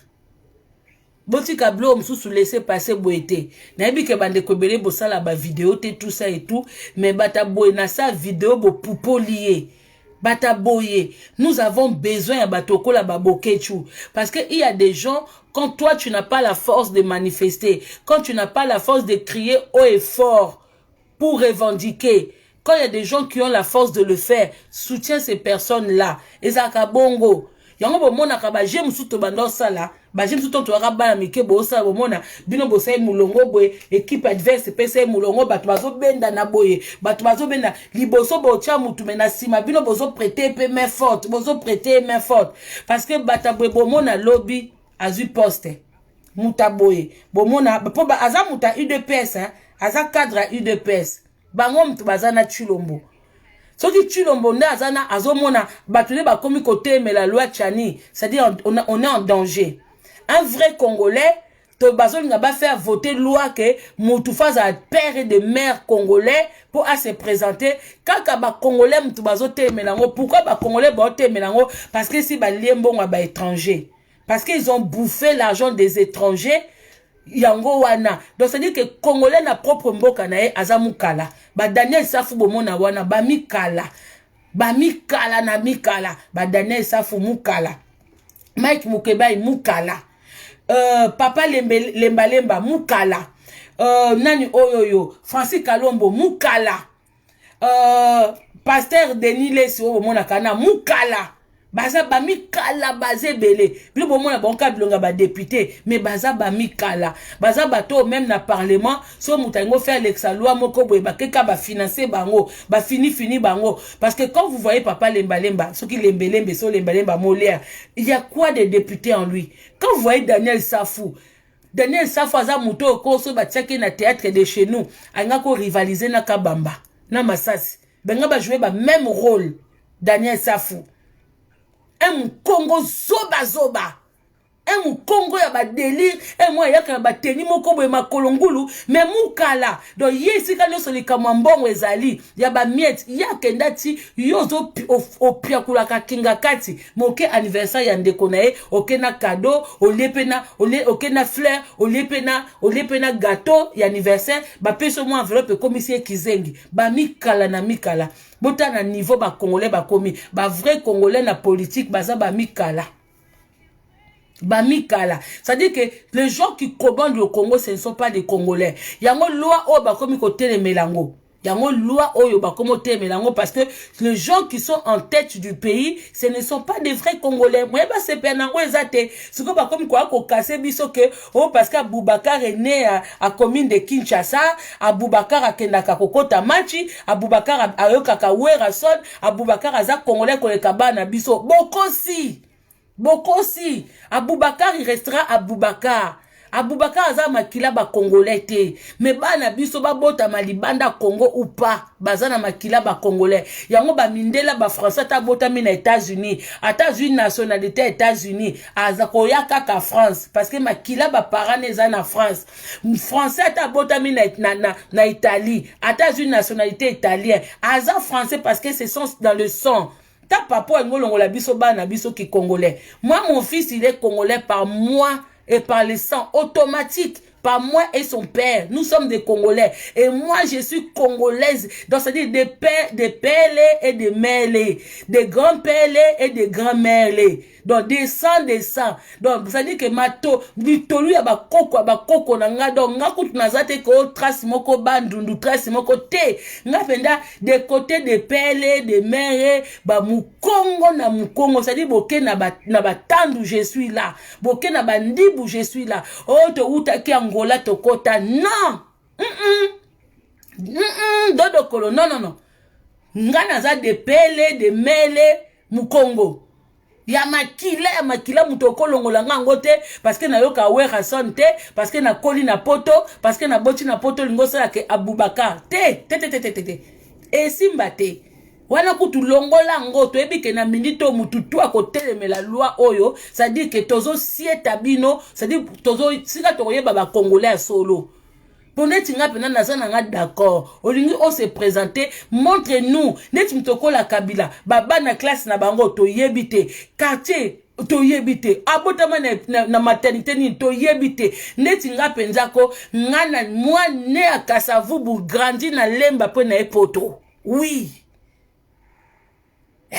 Nga pena mutolu na ngana sika na zwa baptême na Kasavubu. Dona pena mwana kave ya ndenge siko ya mutolu.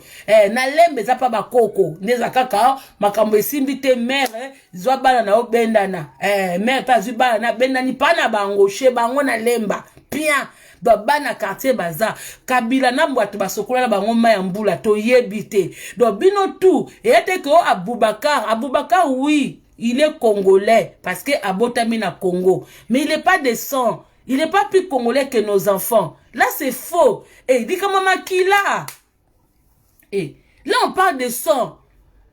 Et obtenir une nationalité, ça fait pas de preuve année. Na Israël, kena na Égypte. Bota na Égypte. C'est sûr, banana bazaki na ba nationalité. Mais quand ça n'allait pas. Égyptien bazwe par na bango israélite peut par na bango tota banen bakendaki bana israélite bimaki na mboka wana pourtant bazake belé bakota pekete bispeto botama awa. Non, si un jour il faut quitter la France, c'est nous qui allons quitter avec nos enfants. Totika ba vrai français. Donc si un jour il faut quitter le Congo, c'est les Aboubakar qui vont quitter le Congo. Papa, ozwabi sauter. Ba fo bata IDPS mokobwe ba malanda ngombe ba masutukela. Vous devez na misu makasi bozo nga boboto la bato ba nationalité, boboto la biso ki congolais, boboto la biso mboka. Kaka bwe parce que toza bazoba, parce que to mela ba masanga, parce que pour vous nous réfléchissons pas. Nous sommes pas tous des idiots hein. Nous sommes pas tous des idiots. Et toza wana. Oh Bana Israël balekaki botala ka bino moko nombre wane bima na Égypte bazake belé Bakoko bape que non, bano bisto bochi awa na bakoko. Combien de générations bima na bana Israël na kati ya Égypte. Quand c'est ça par exemple tozwa kati. Bino pa va boko sa ba discours na bino botanga pe Bible, po Bible ne za ya biso nyoso. Eza biso totanga ngo, malgré bino bopona ba pasteur bapona ba verset o esepesa bango. Ba bime belé de génération à génération. Lelo pata biso tozo bota na France, ato tozo bota na Allemagne. Soki esengeli to bima, toko bima de génération à génération, biso mtoko bima. Ba français ba otika la biso mtoko bima. So pe esengi ke na Congo batu ba bima, bango ba bubaka mutu ba bima. Ba para Boubacar baza ya biso te ba uta koya nde biso pe to ya awa koya nde bango pe bazo ya na Congo, mais c'est bizarre que bango ba Boubacar bazo se retrouver na Congo, biso to se retrouver na Congo te.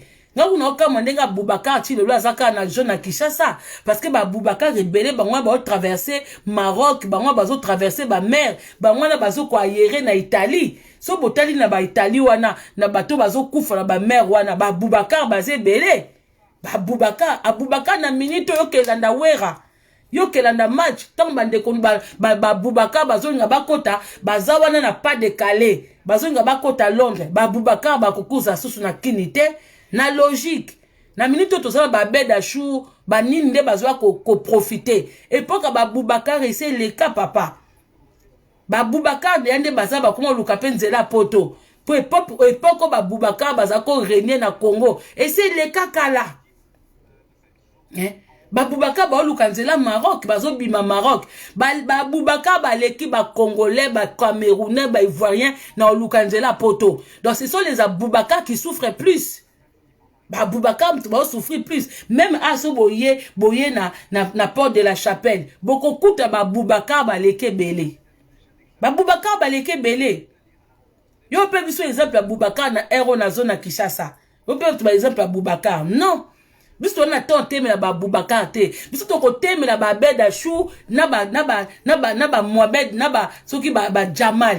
Ba to teme na ba Katumbi. To teme na ba Boubacar te. Ko ya na ba exemple ba Boubacar te pour venir nous endormir. Nous on s'en fout na ba Boubacar. Ba Boubacar ba taba ba sila. Bataba na ba meme ba sila na Congo na Kinshasa. Nyon se kenda na Kingakat. Ça dit que ba Boubacar na Kinshasa ba se retrouver te. Même bato bomona basala bitumba na oba ala akba baza ba Boubacar te za ngo ba Congolais ba koma bango ba musulman bato ba Boubacar ba komisa bango ba musulman ba vrai Boubacar bazali susu te po ba Boubacar mbongo na bango ezaki na bataba kinga kacha zo bango dia bataba nyonso ba Boubacar batonga ba immeuble te donc ba Boubacar baza danger pour na biso te. Ils sont pas danger pour ba Boubacar hein na batonga ba immeuble te batonga biso ba pullman te na minute ba danger na biso za ba bed à jour. Ce sont les bed à jour na ba Katumbi. C'est eux notre danger à l'heure actuelle. Ce ne sont pas les Boubacar. Tatonda yoki soni kopia biso par exemple ba bed à jour. Yanga zo ke na ba Boubacar pour nous endormir. Nous les Boubacar ce ne sont pas, ça nous intéresse pas. Ba Boubacar pe bazo katsa mai na Grèce. Ba mai à Turquie wana, il y a beaucoup de ba Boubacar. Hein? Ba Boubacar bangwana ba oteka maïso. Ce sont les Boubacar. So boke na Château Rouge, maïso. Boromona eza ba Boubacar. Ba Boubacar ce ne sont pas nos ennemis. Nous on a préféré peut-être na minute ce kata Boubacar moko azuita titre, azuita poste na Congo parce que les Maliens, les Sénégalais, ce sont les gens qui sont quand même un peu honnêtes. Ce ka botama na Congo, akola na jeune na Kinshasa ou akola na Matonge, azu pouvoir, il peut faire quelque chose de bien. Ce sont pas Agbazo bangande kopia biso par exemple, il y a ba Jamal. Bazo bang au peuple, par exemple, ba Jamal. Nous, on a toujours, au Congo, on a toujours vécu avec les Boubacar. N'engue bis de comment Lukanzela poto, ne ba Boubacar pe ba Lukanzela poto. Ne ba Boubacar pe ba comment kima Congo pour Lukanzela poto. Oui. Ba Boubacar koute belé ba koma sou ba komi na poto. Ba komi bazongi na bango ba Boubacar po bazwa mukanda. Parce que na poto koza la Boubacar t'as plus de facilité. Parce que ba Sénégalais na ba Malien baza na ba facilité mo ozwa mikanda awa. Donc a Boubacar akoko kita Congo na passeport ya congolais. Mais soki a komi na awa aluki passeport na bango ya ba Boubacar po asala identité na ye. Parce qu'ils ont plus de facilité que cause à la Congolais. C'est pas des Aboubakar au bâtonnet na ba passeport na biso. Ce sont les Abed Achou Moutou et Belé, ba Turc wana, na ba Libanais wana. C'est eux qui détiennent nos passeports. C'est eux qui voyagent beaucoup avec les passeports congolais. Et ça ba Aboubakar te? Et ça ba Aboubakar te? Hein? Aboubakar Tofana baona ba matonge na zone ya Kisasa. Lui-même il a donné l'exemple zone ya Kisasa. Mais ba Bedachou bazana ba Gombe. Yo au combattre mutazana Gombe ou mutana zone ya Kisasa. Mutana na zone ya Kisasa ngungi peze soye nzala pezo bete ende tiyo. Et puis lobi ke Aboubakar soki équipe poli azana nzalata olia tete ana nzalate. Batabeza lisusu ta ko lia te loko lieza te. Et loko lieza te. Et le collier zate. Nga ko combattre mutazo fana na zone Kinshasa te alors que Aboubakar banda ba époque à Mobutu les Aboubakar étaient au Congo non tout le monde était que immeuble o ya Aboubakar au monde entreprise o ya Aboubakar tout le monde Aboubakar papa zo katana e papa Aboubakar o katane taba azo tumbela bino bozolia papa Aboubakar o sa ne ba tige ba brochette bozolia bango Aboubakar ba suka na bango ka wana bomoni vendredi na bango balati bubu bakesala bake kosambela nzambe na bango ya ba musulman Aboubakar ba yiba na Congo te poso ba yiba bataba banya balimwa depuis l'époque ya Aboubakar mais bataba balimwe na Kingakati balimwe na Kingakati donc Aboubakar ce ne sont pas un bon exemple à donner te kolobake wa Aboubakar aza nini c'est pas exemple à copier c'est fait que bakatumbi ne baza danger. Ce sont les gens qui sont venus avec le fil, sans filet, mais comme ils ont pêché, ceux qui n'ont pas beaucoup, et ceux qui ont pu taper ça, au premier filet. C'est-à-dire qu'à partir de poisson, tous les katanga appartiennent à Katumbi. Mais bis to bi que kolo bambisi, ce sont les Mongo. Toluka riche à Mongo lokola Katumbi azate. Tomoni Bedachou, parents to binde bayate, so memaka diamant bayaka na Congo, soki bayaki Congo na nini, to yebite comment ils ont migré au Congo. Mais tomoni kakao, immeuble ya Bedachou, tomoni kaka batako benga boss, on ne sait pas, ce sont eux le danger au Congo. Les dangers, ce sont les gens qui ont des yeux ici. Tu le vois comme ça, tu l'entends parler.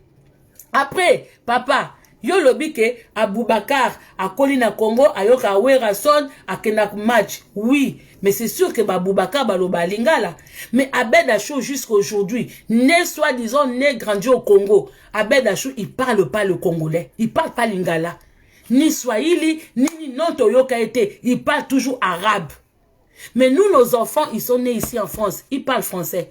Nos enfants, ils sont nés à Londres, ils parlent anglais. Nos enfants, ils sont nés en Allemagne, ils parlent allemand, ils parlent Dutch. Ils parlent néerlandais, ceux qui sont nés en Hollande, tout ça. Mais Abed Achou, na mususu, azana makala wana soki na selembao. Jamal, il demande, au bout de 50 ans au Congo, il demande interprète en plein procès. Ça, viens de nous donner des exemples comme ça. Koku fate fi beni zala wana. Jamal au bout de 50 ans dans un pays là où tu as fait des enfants, tu as eu des petits enfants et comme il a un moment procès aux enseignants la biso interprète en arabe comme si biso toi na langue arabe même na ba option école même dans l'école au Congo on n'apprend pas l'arabe. On n'apprend pas l'arabe mais Jamal a 50 ans au Congo. Il a eu des enfants, des petits-enfants, à Bengisa Bananaye, Bananaye, toute génération confondue. Mais on arrive au prison Makala, Jamal Hossein Abisso interprète na arabe. Qui parle arabe au Congo? À part bateau, comme on connaît moi Turquie, comme on la peut-être anglais, mais arabe, je pense pas. Peut-être bateau, oumela na Maroc, Mukobazong à Kinshasa, lobela biso qui est arabe. Mais Jamal a dit que na ba école na Congo, ti ya sali 50 ans na Congo. Est-ce que yesa sola arabe na congolais moko? Est-ce que banana eton batanga ki na Congo? Ba bisa que na université, il y a une langue arabe en option? Non. Mais 50 ans au Congo. Et Moutaboya comme il a vu nos présidents. On a eu un président étranger. Jusqu'à aujourd'hui, on n'a jamais entendu Kingakati parler Lingala. On n'a jamais attendu Kingapati parler lingala. Donc quand ils arrivent et tous au pouvoir, comme Baouta na Bamboka wana ya Swahili, bango tout bakangama na Swahili. Bangba comme si la biso Swahili international. Tout Congo. Pourquoi? Parce que ils viennent tous dans les pays comme les Swahili, c'est pas seulement parler au Congo. Bamboka wana nyo c'est ça tout autour na ba frontière wana, ils parlent Swahili. Donc ce qu'on veut qui kara bango na Swahili, bilo kanisa o baza ba Swahili. Ba Swahili baza na tonalité na bango ya biso. Vous comprenez? À lui, il nous parle de Boubacar. Aboubakar a un ennemi na bisote. Aboubakar, il est congolais des parents Ndingari. Ce ne sont pas nos ennemis. Ils n'ont pas construit des immeubles. Ils n'ont pas construit des entreprises. Bango au contraire, bango se kontataka na bataba. Bango ka na bataba vendredi boubou na bango baké na bango hala bakba. Au contraire les Boubacar, il y a beaucoup de Boubacar qui ont souffert au Congo. Ba yiba bango ba ma papa. Parce que quand eux ils prient, ils laissent les chaussures. Ba kitaranase ba oumeli l'état ba matabwe ma papa na bango ekei. Au contraire, c'est les Congolais qui ont volé les Aboubacar.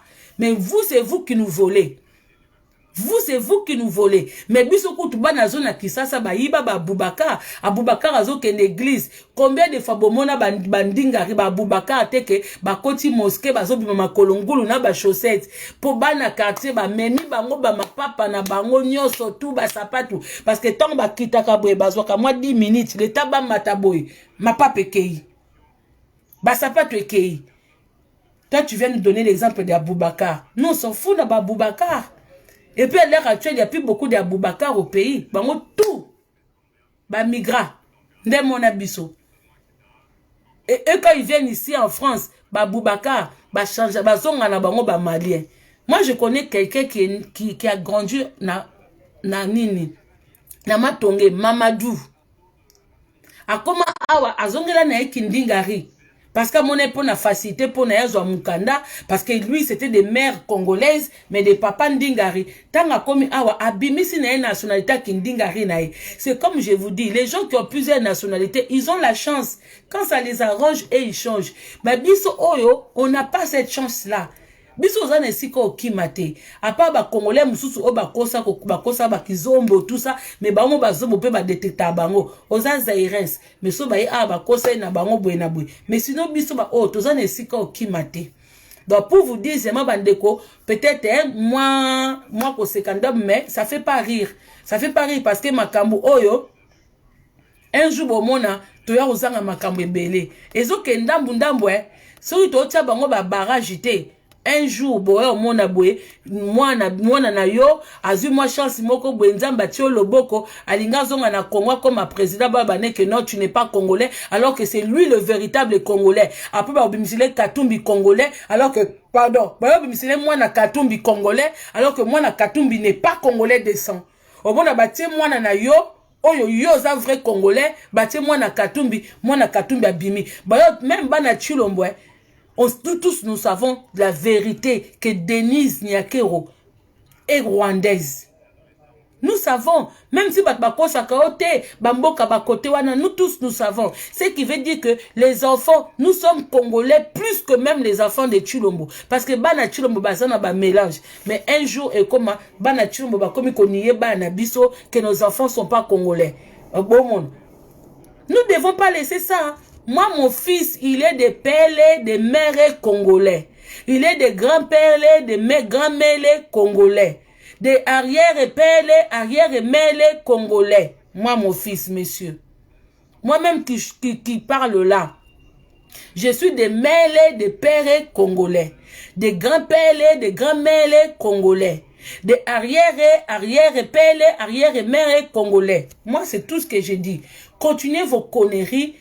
Au sommet du pays, continuez vos trafics que vous faites là, mais toute personne qui va contredire la loi Noël Tchani, c'est-à-dire il n'est pas congolais. Toko kote la bino badout. Jusqu'au dernier jour, toko ye baba vrai. Ah oui, c'est pas tous les blancs que nous voyons ici, ce sont des Français. Hein? Non, c'est pas. Il y a des Russes français. Hein? Au moins, au Kanté Mundele, mais eux-mêmes des Français savent que non, oh, il y a russe. Ou yaza espagnol, ou yaza portugais, ou yaza suisse, ou yaza belge. Eux-mêmes ils connaissent. Nous aussi on connaît chez nous qui est qui.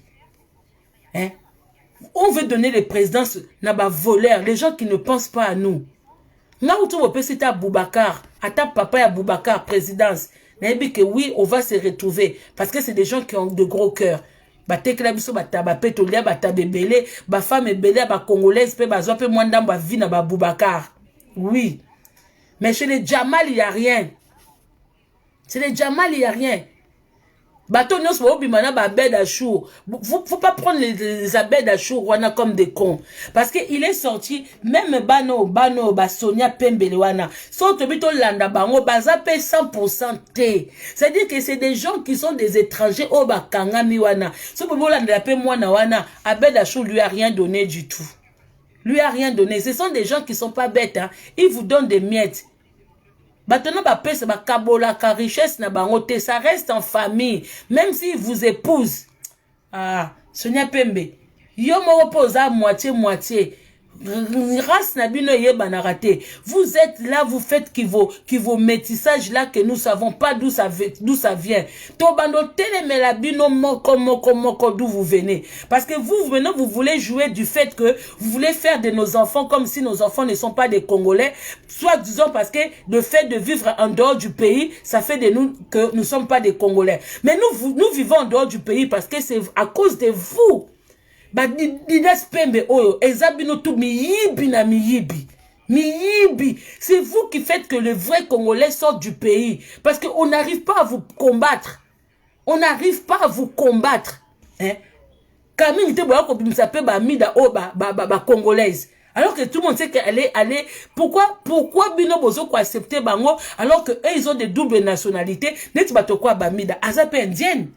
Ake ne conseille la paix qui côté mususu tout le monde a bazombo bazonga pe kota bazombo ba Brazzaville bazonga kapé mais pourquoi eux autres les autres là bazonga kate pourquoi ba mida pe bakenda moté que bon na kepe na Inde na kepe ko revendiquer 50% na nga ya indienne ozupe mukonzi ya ba indien kuna osali pe vi na yo babilo ni surtout obosala boza ba côté pe ya ba libanais bozonga pe na liba bokeno sala pe na nukuna vous ne voulez pas bozo koko s'accaparer kaka la nationalité congolaise boza ba double mais c'est toujours côté ya ba congolais qui vous intéresse parce que bo kangami bino na bino ba escroc ba miyibi ya nationalité bo kangi ba poste moko na bana bino un jour toko landela na bana na bino si nous n'arrive pas à vous traquer nos enfants de nos enfants traqueront les enfants de vos enfants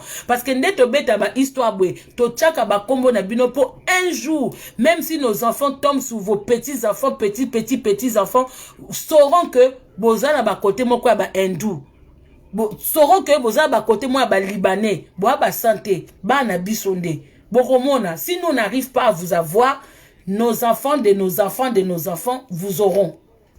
Parce que moment, Bandeko, c'est le moment de faire sortir les nationalités de ces personnes.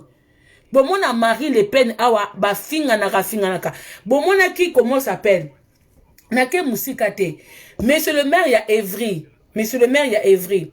Azaï na politique, il avait 2 nationalités. Quelque part, Azaï qui sont espagnol. Tant à moni awa zo zoate. Botang la na okomona ena, ebi ke bino baknanga, l'amour du Congo boza mayele. Azaki le maire na Evry. Quand il a vu que Awazo Kokate, Ake Komeka na Espagne, hein? Il est parti essayer. Azakout espagnol penza te. Aza mutuana parce que na espagnol na oze abotang na nga kombo nae. S'il vous plaît.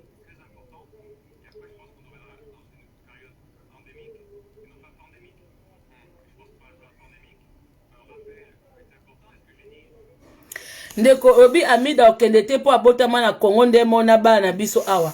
Mais nous aussi un jour nos enfants ils vont retourner au Congo. Ba okeno mekape Congo c'est parce que Congo est non stabilité, mais un des stable. So on a des nationalités kendo komeka. Nous les enfants ils vont aussi. Faut pas kendarat. Nazaku tukunate Manuel Valls, merci Diamonica Ange Kanza. Oui, Manuel Valls, il est parti essayer en Espagne. Il est parti essayer. Donc, un moko pebino bato bosana ba des nationalités. Abedachou, au botami na Congo, mais linga les ayo pasi. Mais ozoloba, yo mutu obotami na Congo, oyebi na omboka na binote, mais tu maîtrises la langue d'un pays que tu n'as jamais mis les pieds, puisque l'amboka oza. Nous, nos enfants, ils sont nés en France. Ils maîtrisent le français puisque lingala, c'est normal. Pour toloba lingala ngo mingite. Mais comment ça se fait que Abed Achour qui est né au Congo, normalement il faut le langue na bango mukie pour ba parents ba lo bango na katanda. Débat na biso ndenge papo à lobby que nos enfants ils parlent pas beaucoup français, ils parlent un peu lingala parce que le parent on parle un peu à la maison. Ndemo siko na Abed Achour. Abed Achour, comment ça se fait que né grandi au Congo, il parle pas lingala, il maîtrise pas. Accent ma B. Parce que atangi ba classe ne wapi. Ba camarade d'école na ye. Donc Mayambula, Abed Achour Mayambula sokola ngote. Hein? Bale na quartier, abeta ngote, ataba na mbongo, babeta bale te. Comment ça se fait que quelqu'un qui a son âge n'a li bandine wana, il parle toujours pas lingala? Hein? Emmanuel Valls a sali politique en France. Mais à un moment, à mon époque, Kota Mboka nae, nana moins nationalité nanga. Jusqu'aujourd'hui, on n'a pas pu parler d'Emmanuel Valls. Pourquoi Keneko boit Kandobo? Pourquoi Keneko boit Kandobo? Parce qu'à un moment, bah, bimi, c'est là qui est vérité nae. Kota ba Marine Le Pen. Oui. Bah, bimi, c'est là qui est vérité nae, que yozo tchela batuliba, awa, mais yozo akandambu ndambu. Mais, pourquoi biso soto bito alo bimi sa ba nationalité ndambu ya batu? Et soit ka batu. Pourquoi il soit ka? Chez les Bleus, ils le font. Marine Le Pen a déstabilisé Manuel Valls. N'a pas adversaire né Moussoussou. Parce que du fait Kazaki, côté Moussoussou espagnol, y en a tant babimi c'est là qui ango. Akeno mekakuna. Maga zwa kite me akenda ki parce que asayi na nationalité, double nationalité. Akeko mekape côté na bango, bon mona kepe asali campagne na Espagne. Asaki campagne. Même Vital, si on pétitionner na Congo, bah il sait que na Congo il va kimbon à 100 jours. Kende, pourquoi ba bomba ka ba ekolo na bango wana aza soki burundais soki rwandais va là-bas va essayer. Oza soit disant ba benga kenani docteur soki nani boy na boy. Mais comme au Congo place les associés, allez essayer là-bas. Ou akende azwa mayele na ye, akeno mekape na nationalité mususu ya mida, ou ezaki indienne. Bah, kepe kuna, kepe ko mekape. Pour botter la soki, du fait que d'être d'une autre nationalité, ceux qui font le porte na bamboka mususu. Oh, bien, bon, comment qu'on font la batne sur ma porte na Congo. Bon, que l'hôtel a ceux qui na bamboka mususu. Ami d'azapé 50 indiennes. A koko que ne peut qu'on a qu'on faire revendiquer. A koko que l'inga peut ba politicien peut y a Inde. Bah oui.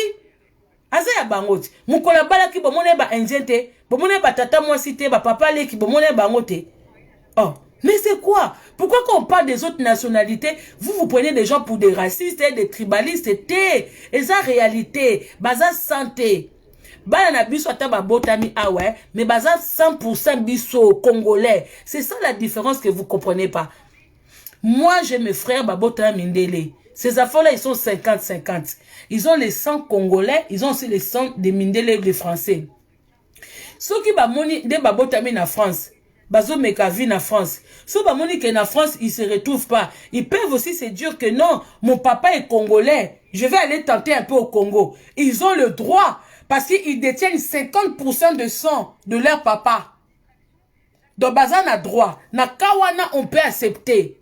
Mais écoutez que Ozano Djamal, ba parents libanais, maman, papa, ba koko libanais, dans le sang libanais, parce que Botami na Congo, oh, le bano pelinga langote, ça te donne le droit de congolais, hein? Non, non, non, non, non. Biso mindele bope sa ba na biso ba droit belé awate, hein? Parce que du fait, même si du fait qu'ils sont nés ici, mais ils sont pas des parents issus du sang français. Tous ça, ba parents issus de sang congolais. À part ba métissage. Ouais, ça que papa mutumindu, maman mundele. Ou maman mutumindu, papa mundele. Wana bana ba détenir 50% à makila 50%. Ils ont le droit. Denge Manuel Valls a salaki. Manuel Valls a salaki na makila ba français, na makila ba espagnol. Parce que entre ba parents nae, moko azaki kote kuna moko kotoyo. Aya saleli ki kotoyo. Tanga bon ki kotoyo ezo simba susute, ake ko mekape na espagnol parce que azape ko détenir makila pe amboka wana. C'est ça, c'est là qu'on n'arrive pas à se comprendre, bandeko. Kobota manamboka moko, ça te donne pas tu n'es pas du sang de ce pays. Bana Israël, babotamaki na Égypte, mais ils n'avaient pas le sang égyptien. Yango bomona ki tang esenge ki babima ki. Babima ki, parce qu'ils n'ont pas le sang. Na koko bota mwana nga na France, aza français mais na makila ba congolais. Mwana nga za 100% makila ba congolais. Donc okoko bota na Congo, mais ozana makila ba congolais te. Soko bota mi na Congo, et que ozali 50 par exemple bandingari o bafanda na Congo. Il y a des ndingari bafanda na Congo, babala basi ba congolaise, babala mibala ba congolais, baboti bana bazana 50-50. C'est-à-dire que moi nanatanga fait na Congo, azape na droit ko kene na epé. Jouga aza malien, azape na droit kene Mali parce qu'aza na 50 makila ba malien. Ceux qui pas sénégalais, aza na 50% makila ba sénégalais. Donc akoki ko jongler entre dembo kawana. Ndenge moko bolo ba pona Amida. Amida aza na 50% makila ya ba congolais, 50 ya ba hindou. Donc ce ka moni côté ba congolais e mo pezo simbate, azape na droit kene na Inde. Oui, fa kendet. À moins que papa la bango abomaka mutukuna kima zaka rechercher. Mais non, ce qu'on a recherché c'est azana droit. Ya kokende na enda ba ke ngai na zana 50 ya bino. Pourquoi bango ba kanga makakaka? C'est pas comme ça. Mais babé d'Achour ne baza ba congolais te. Babé d'Achour, et ça que lui il peut se promener avec le passeport congolais parce qu'il est né au Congo. Ou bah parents na eso basenga nationalité congolaise, mais il n'est pas de sang. Il n'est pas de sang. Pour avoir présidence en Bokana, il faut souffrir. Pour immigrer en Boka, pour avoir présidence. Bon monaki, na époque ya Sarkozy. Ndinga riwana mwasi, ouais, comme un ministre. Elle a souffert, hein. Elle a souffert, hein. Na mindele, hein. Na ba français, hein. Na ba injure, na makambebele. Bon monde ba sotisa été. A sotambangwe. Wone za kaka pour la sakaka ba, pour la sakaka bato, hein. Égalité, fraternité, hein. Voilà. Ça c'est des mensonges. C'est l'hypocrisie. Hein.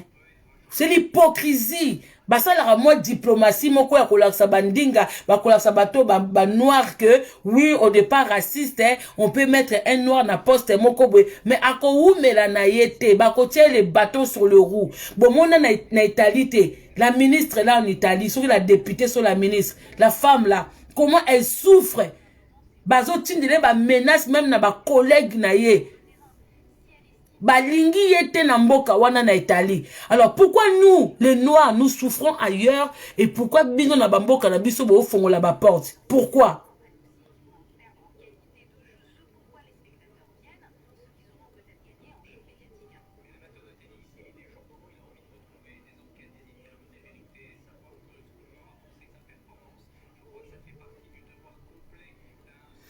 Bon, moi, Sukiwana, c'était juste pour vous montrer que Bandeko, merci naba onyo sobokoti. En tout cas, ma kamba nationalité o Bandeko, onyo surtout bomo na bazote mais la loi wana nga mwana nga mabe la loi wana te. Olingo comme important na mboka morobwe, mais quand même eza ba faire te.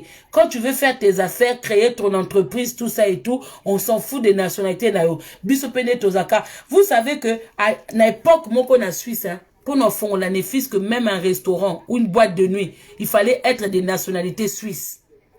Bat oba na kati oba yebi ba yebi. Na yebi so le loi changea. Mais la bandeko bolanda nga so bofanda na Suisse. Il y a longtemps na Suisse na kala. Yango bozomona na kala na Suisse les Congolais n'avaient pas vraiment beaucoup de trucs. Ils ont qui plus ba Camerounais parce que ba Camerounais ba o ba Suisse ba so ba nationalité vite fait. Yango bozomona banga de belé à l'époque na Suisse, ils ont qui plus ba camerounaise. Parce que na Suisse, il y a qui même pour nos fonds la restaurant, bar, il fallait avoir la nationalité suisse. Vous vous rendez compte? Mboka na mboka faut zapper na ba norme nango. Il faut zapper na ba principe nango.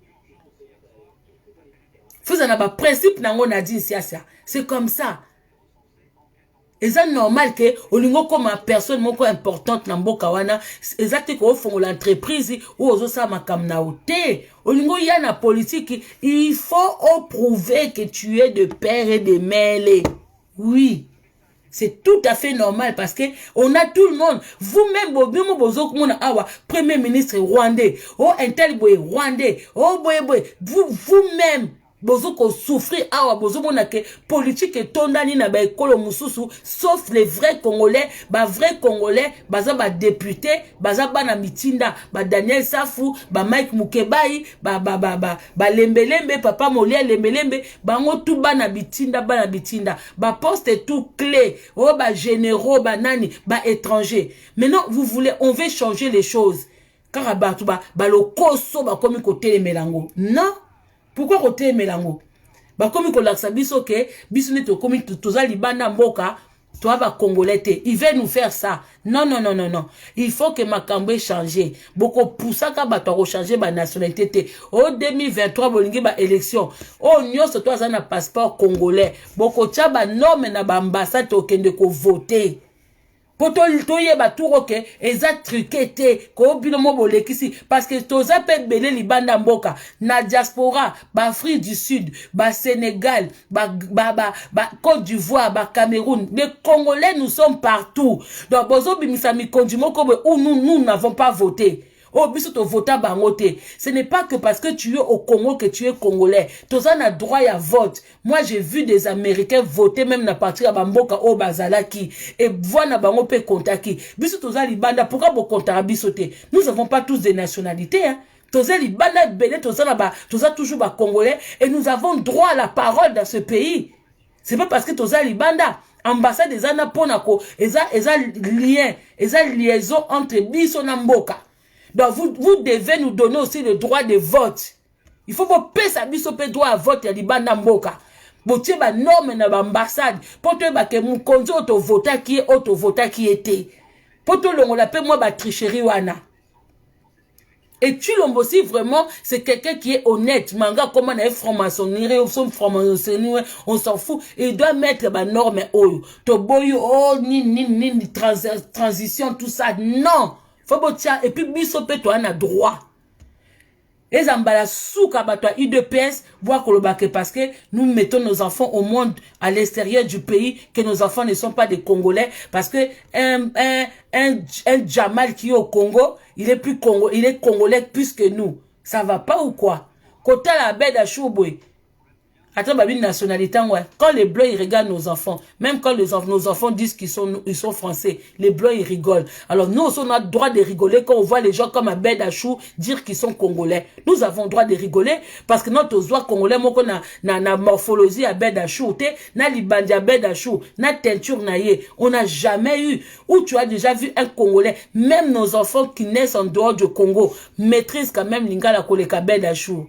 Bana biso bo kansate kata balobate parce que ba fréquenta ba camarade de belé libanda mais na kati ndako ba bwaka mo balinga na bango mais Abed Achou oza na bato bokubisa Abed Achou pour ba mieta pesa bino bo kata sonité bolobane lingala te bo kata sonité dit qu'il est né au Congo.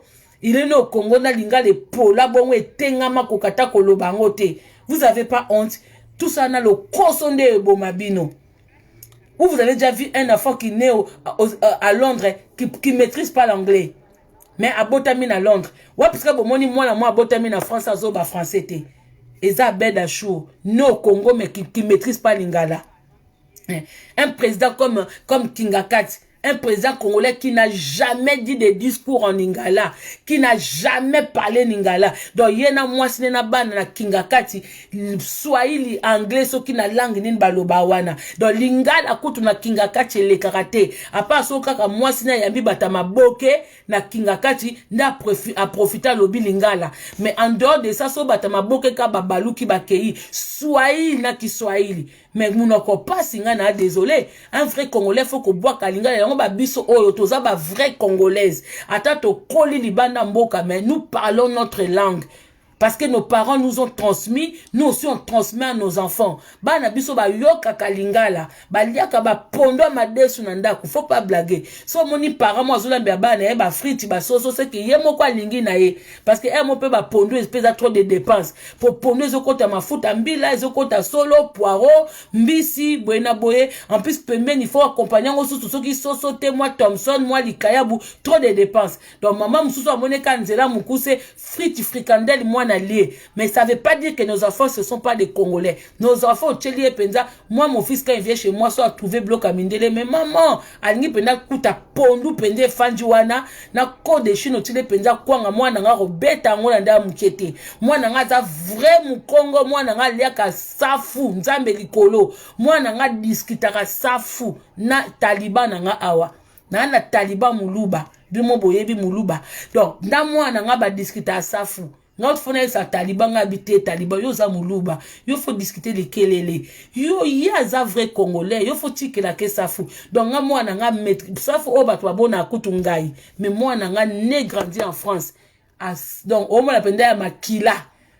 Mukongo ya makila.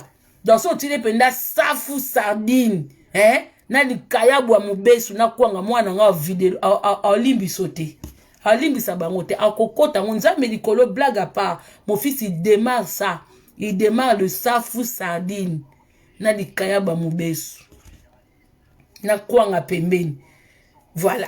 Moi je pense pas que un abed achour nanda kuna liaka li kayabu wa mubesu safu na sardine na kwanga te. On sait que bah filmer azo ça ba mise en scène. Donc quand on est congolais c'est dans le sang. Nos enfants ils mangent ça. Nos enfants pas lingala. Mais sauf que lingala les a en sein de famille à l'école ba nationalité basée belé, c'est normal il faut le bas français, c'est normal il faut le bas anglais, c'est normal il faut le bas néerlandais. Mais attends le bas non nanda ku français mais on lobine li kam na lingala yoki. Donc ne faites pas de nos enfants de hors congolais. Voilà bozwa bisoté. Voilà boko monga bote ka biso mboka e simbate. Et simbate pour biso motoza awa oh il faut koyoka faut Abubakar ayoka kawera son mais ceux qui wera zoé ma musique les autres intéressés tous les gens ils vont écouter musique il faut écouter bon ba na biso parce que ba botem na poto ba ka musique nyo sa ba rappeur a poto ou ya ba nyo sa poto. Moi, mon fils, il est né en France. Mais attends, Tchélié, Patrick Bruel, il s'en fout. Et la génération n'a été. À quel cas, où il n'y a pas binanine. Mais comme il fallait, comment on compte à moi, genre. Bah, on a besoin comment peut s'adapter. Dans moi, musique, il n'a pas fallu. Hein? Faire, pas ça qui moi, musique, qui m'a ezaki na moi rythme mobwe ba bazoli gango les enfants écouter were lo ni na ngo yemba mais were ba animation na mususu to mona baba na biso na ba fête ba bina ngo ba animation ya were penza mope so bo tchongo na fête ba na biso pe ba moi ba nini il y a des enfants qui dansent. Vous pensez que parce que nos enfants ils sont nés à l'extérieur, quand nos enfants ils font des trucs comme nous, ndebo bomonakeo, parce que il y a des parents qui oh ba benga rabana ba complexé. Il y a des parents, oh nandako, oh les enfants mangent pas les pondous. Oh mes enfants parlent pas lingala. Bon moni makambo oh balo ba lingala te bana bwebwete. Ba comme ko li ba biso ba nationalité. Rango ba parents, il faut parler à vos enfants à la maison. Il faut parler de l'histoire du Congo aux enfants, surtout les enfants qui sont nés à l'extérieur de pays. Faut linga mwana yo beta masolo ya quartier na yo. Ata mwana ko yo nana mona ngote mais faut ko solo laka. Moi, je parle de tout et de rien, mon fils. Moi, ma mère, elle me parle de tout, des choses. Parce que il faut. Et ça, bande comme ça, tu n'as mon te mais naïbi ba combo parce que ma mère, quand elle parle de tout. Ngana yeba ba kongo avant même na tia du bakolo. Parce que on a la famille, tout ça, on a ma famille, bazo ya ma solezo betama. Parlez de payer à vos enfants. Parce que bateau bazana mboka ba komi koluka kolongo la ba na biso ba nationalité. Yo soki le lomboka ezo ko intéressé ote. Lobo ko kufa. Oyebi à venir à moi na yote. Oyebi mboka sika moi na ko tika te soki un jour ba ko bengana bango, soki ba ba loluka bazonga ba mboka na bango ba ko kate. Tant Joseph azaki en vie na katia ya Égypte, ba na Israël bazaki ko vivre kitoko en abondance. Mais tant Joseph a kufaki, est-ce que ba yeba ki na mutu na bango que un jour ba koma esclave, que un jour faut ba bimamboka wana. Donc il faut parler à vos enfants. Tozo senga bino mama ofani na ndaku zwaka tanko beta masolo ba koko no tika na mboka ya ba cousine na yo beta masolo ya mboka na ona bana kolinga teke masolo bana isuka kaka bana ba uti klasi yo uti musalo lembi tout ça ba yo na bo mwana na yo ba koko na yo ba parents no ba beto ba histoire. Parle à tes enfants. Ayez l'habitude de parler à vos enfants. Ayez l'habitude de parler lingala à la maison à vos enfants. Eza langue na yo wuti na ngomboka na yo. Eza langue à sonité. Même quand tu es dans la rue, ta langue peut te sauver. talent peut te sauver. Au cause on a mis sur bateau belé, aux a besoin le bala moi na lika moko boy, aux a besoin le bango na français te, mais na lingala po batuba yokate. Parle à tes enfants, parlez à vos enfants. Ba histoire, ba injustice et les kanamboka. Ceux qui n'ont même pas n'amboka te. Explique à tes enfants pourquoi ils n'ont n'amboka te. Le bamboka ils n'ont pas problème. Pour ba na ba yebaka. Pour ba na ba mon information ya poto. Bête là ba mon pe amboka. Que ceux qui les n'ont même bien n'amboka te parce que bota amboka na biso. Tant biso tozo koleza ya ki boy. Les les asu suboyete. Faut parler aux enfants. Bota deti ba histoire ba tata o aza muta UDPS. Chilombo muta na pouvoir. So ba komi ko bete dia ba histoire ke boyebi ke Chilombo tangwa yaka na Londres. Boyebi discours Chilombo sala discours contre biso hein. Contre biso bato tozali banda mboka. Contre biso bato to ali banda bilon ko kumisa Chilombo. Mais bolanda makamu Chilombo lo bakala lettre hein. Chilombo na Londres. Tanga zo pesa ba banyamulenge soki banani ba bandoko na biso Chilombo zo bake exactement biso nde to zo bota mapena ba libanda Chilombo sala discours contre la diaspora boko mona kana kidiba bwe Chilombo ke ko créer ba loi moko bwe azo ya malembe bon mona kidiba bwe Chilombo ke créer ba loi moko bwe oyo ezo ko limiter ba congolais na makambe belé surtout bino obo changer ba nationalité. Faites attention, prenez pas tout à la légère.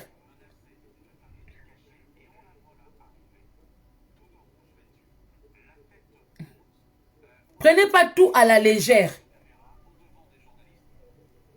Pour Congolais, bon, mais ça n'a pas légèreté, moko boye kozwa ka makambo à la légère, boye na boye. Torola la muka. Obete la moi non siko wutate. Boye bi couple bak sénégalais moko hein. Moi na ba moi ça ke yoma en France. Non ba neti so ba entre sénégalais ou ba ivoirien. Parce que l'histoire, ça date. Moi, na ba moi ça que yo mamoko a en France. Ba luki le temps bacha moi na bango maboko, batinda moi na bango na mboka na bango kuna. Donc ande moi na di fait kazaki français. O le ba kota moi na bango na village. Moi na kimi asuki ne ka na capitale. Mais di fait kazaki français et abomaki française. Je crois que c'était un ivoirien ou je sais plus bandeko. Mais bien moi na que le na et maintenant les canaba info aboma batu awa français soko bomi mutune alandaka mais garçon na tellement abotam asuka yaki mukie so pa abotama ki akola ki awa makamamboka ebete asuki wana ba français bakenda bakangai esika kimaki bakangai mais biso ba o soki na sali yo maso na okima na fa na capitale te no ke kota fon na ba Congo kuna do mundele po bamboka na biso za munene po mundele akoyeba ti kote nga na zali na yebite pareil po na marocain moko akima sukaka na Maroc so na Casablanca so ki wapi olaki na ba village okobetela mwana masolo mwana ebike na uta pa ba mongo akimi likamobwe olefa na Congo bwe azui avion lobi mama na nga waka uta mboka bwe akoko kenda ke se renseigner nga ba parents na nga bwe to monaka ozobeta mwana koki ko se retrouver pe na mboka mobabi bakoko na nga ba uka bakoko no banani abando pesa bakombo bayambi epe bien mais so bino bobeta masolo te po bando kim oglongwa mboka ozana temps beta ya mwana no masolo te mwana un jour akokende sika moko bwe référence ezate nini bweneti biso nga mwana nga so na bi maga yebi Congo te so na bina batike ka na aéroport Anjili aba ayebi ke mama na nga beta masolo ya lemba tonga ba mama nga za mwana lemba nini tonga peka kombo peza bato mwato yebani mwanda muna lemba wana ba okeno tika yepa na biso ba oketika mena bana mususu otune mama no aza ekolo nini atapalo ba mukongo ayebite na kini bofanda wapi babite ke yem tafanda esika ba parents bauta sopi bauta bandale ozo na Kishasa o Kitambo mwana yebite do okuza pe na kamoro pe bwe na aéroport pe bwe bokomi pe na aéroport pe bwe msupe na Congo mama pa zui bozaki na flat bolingate batu ba yeba ozui likama moko bwe il faut toujours parler aux enfants bana ba arrêter naka ofani lelo bete mwa lisolo ofani lo bita mutu rouge ozoya na suka si na silisi mutu rouge soko oza na étranger oza 50-50 soki esui oza makila te poko koza 50-50 mais ozo détenir makila ya Congo elo to luka nde makila bino boza makila te boya koya to boyi nde bino to boyi po pe na France baboya ka biso baboya ka pe bana biso mage ba nationalité bana biso baboya ka bango donc mutu je tali opoza no congolais te na yebi ke zo suwa bino. Oui, pour tout le monde découvrir l'identité na bino. Merci beaucoup, bonne soirée na biso surtout Nadine Sia Safi Beni Pacho Matobo Patrick BKS Guinéen Kola Mathieu Missam Nafi ma fille Nafi Makoma wesh ma gueule lumière DM fille des promesses boza et belé étoile filant étoile. Merci beaucoup na bande connaisse beaucoup taki. En tout cas, il faut qu'on revendique sa nationalité et son droit de sang. Namakila.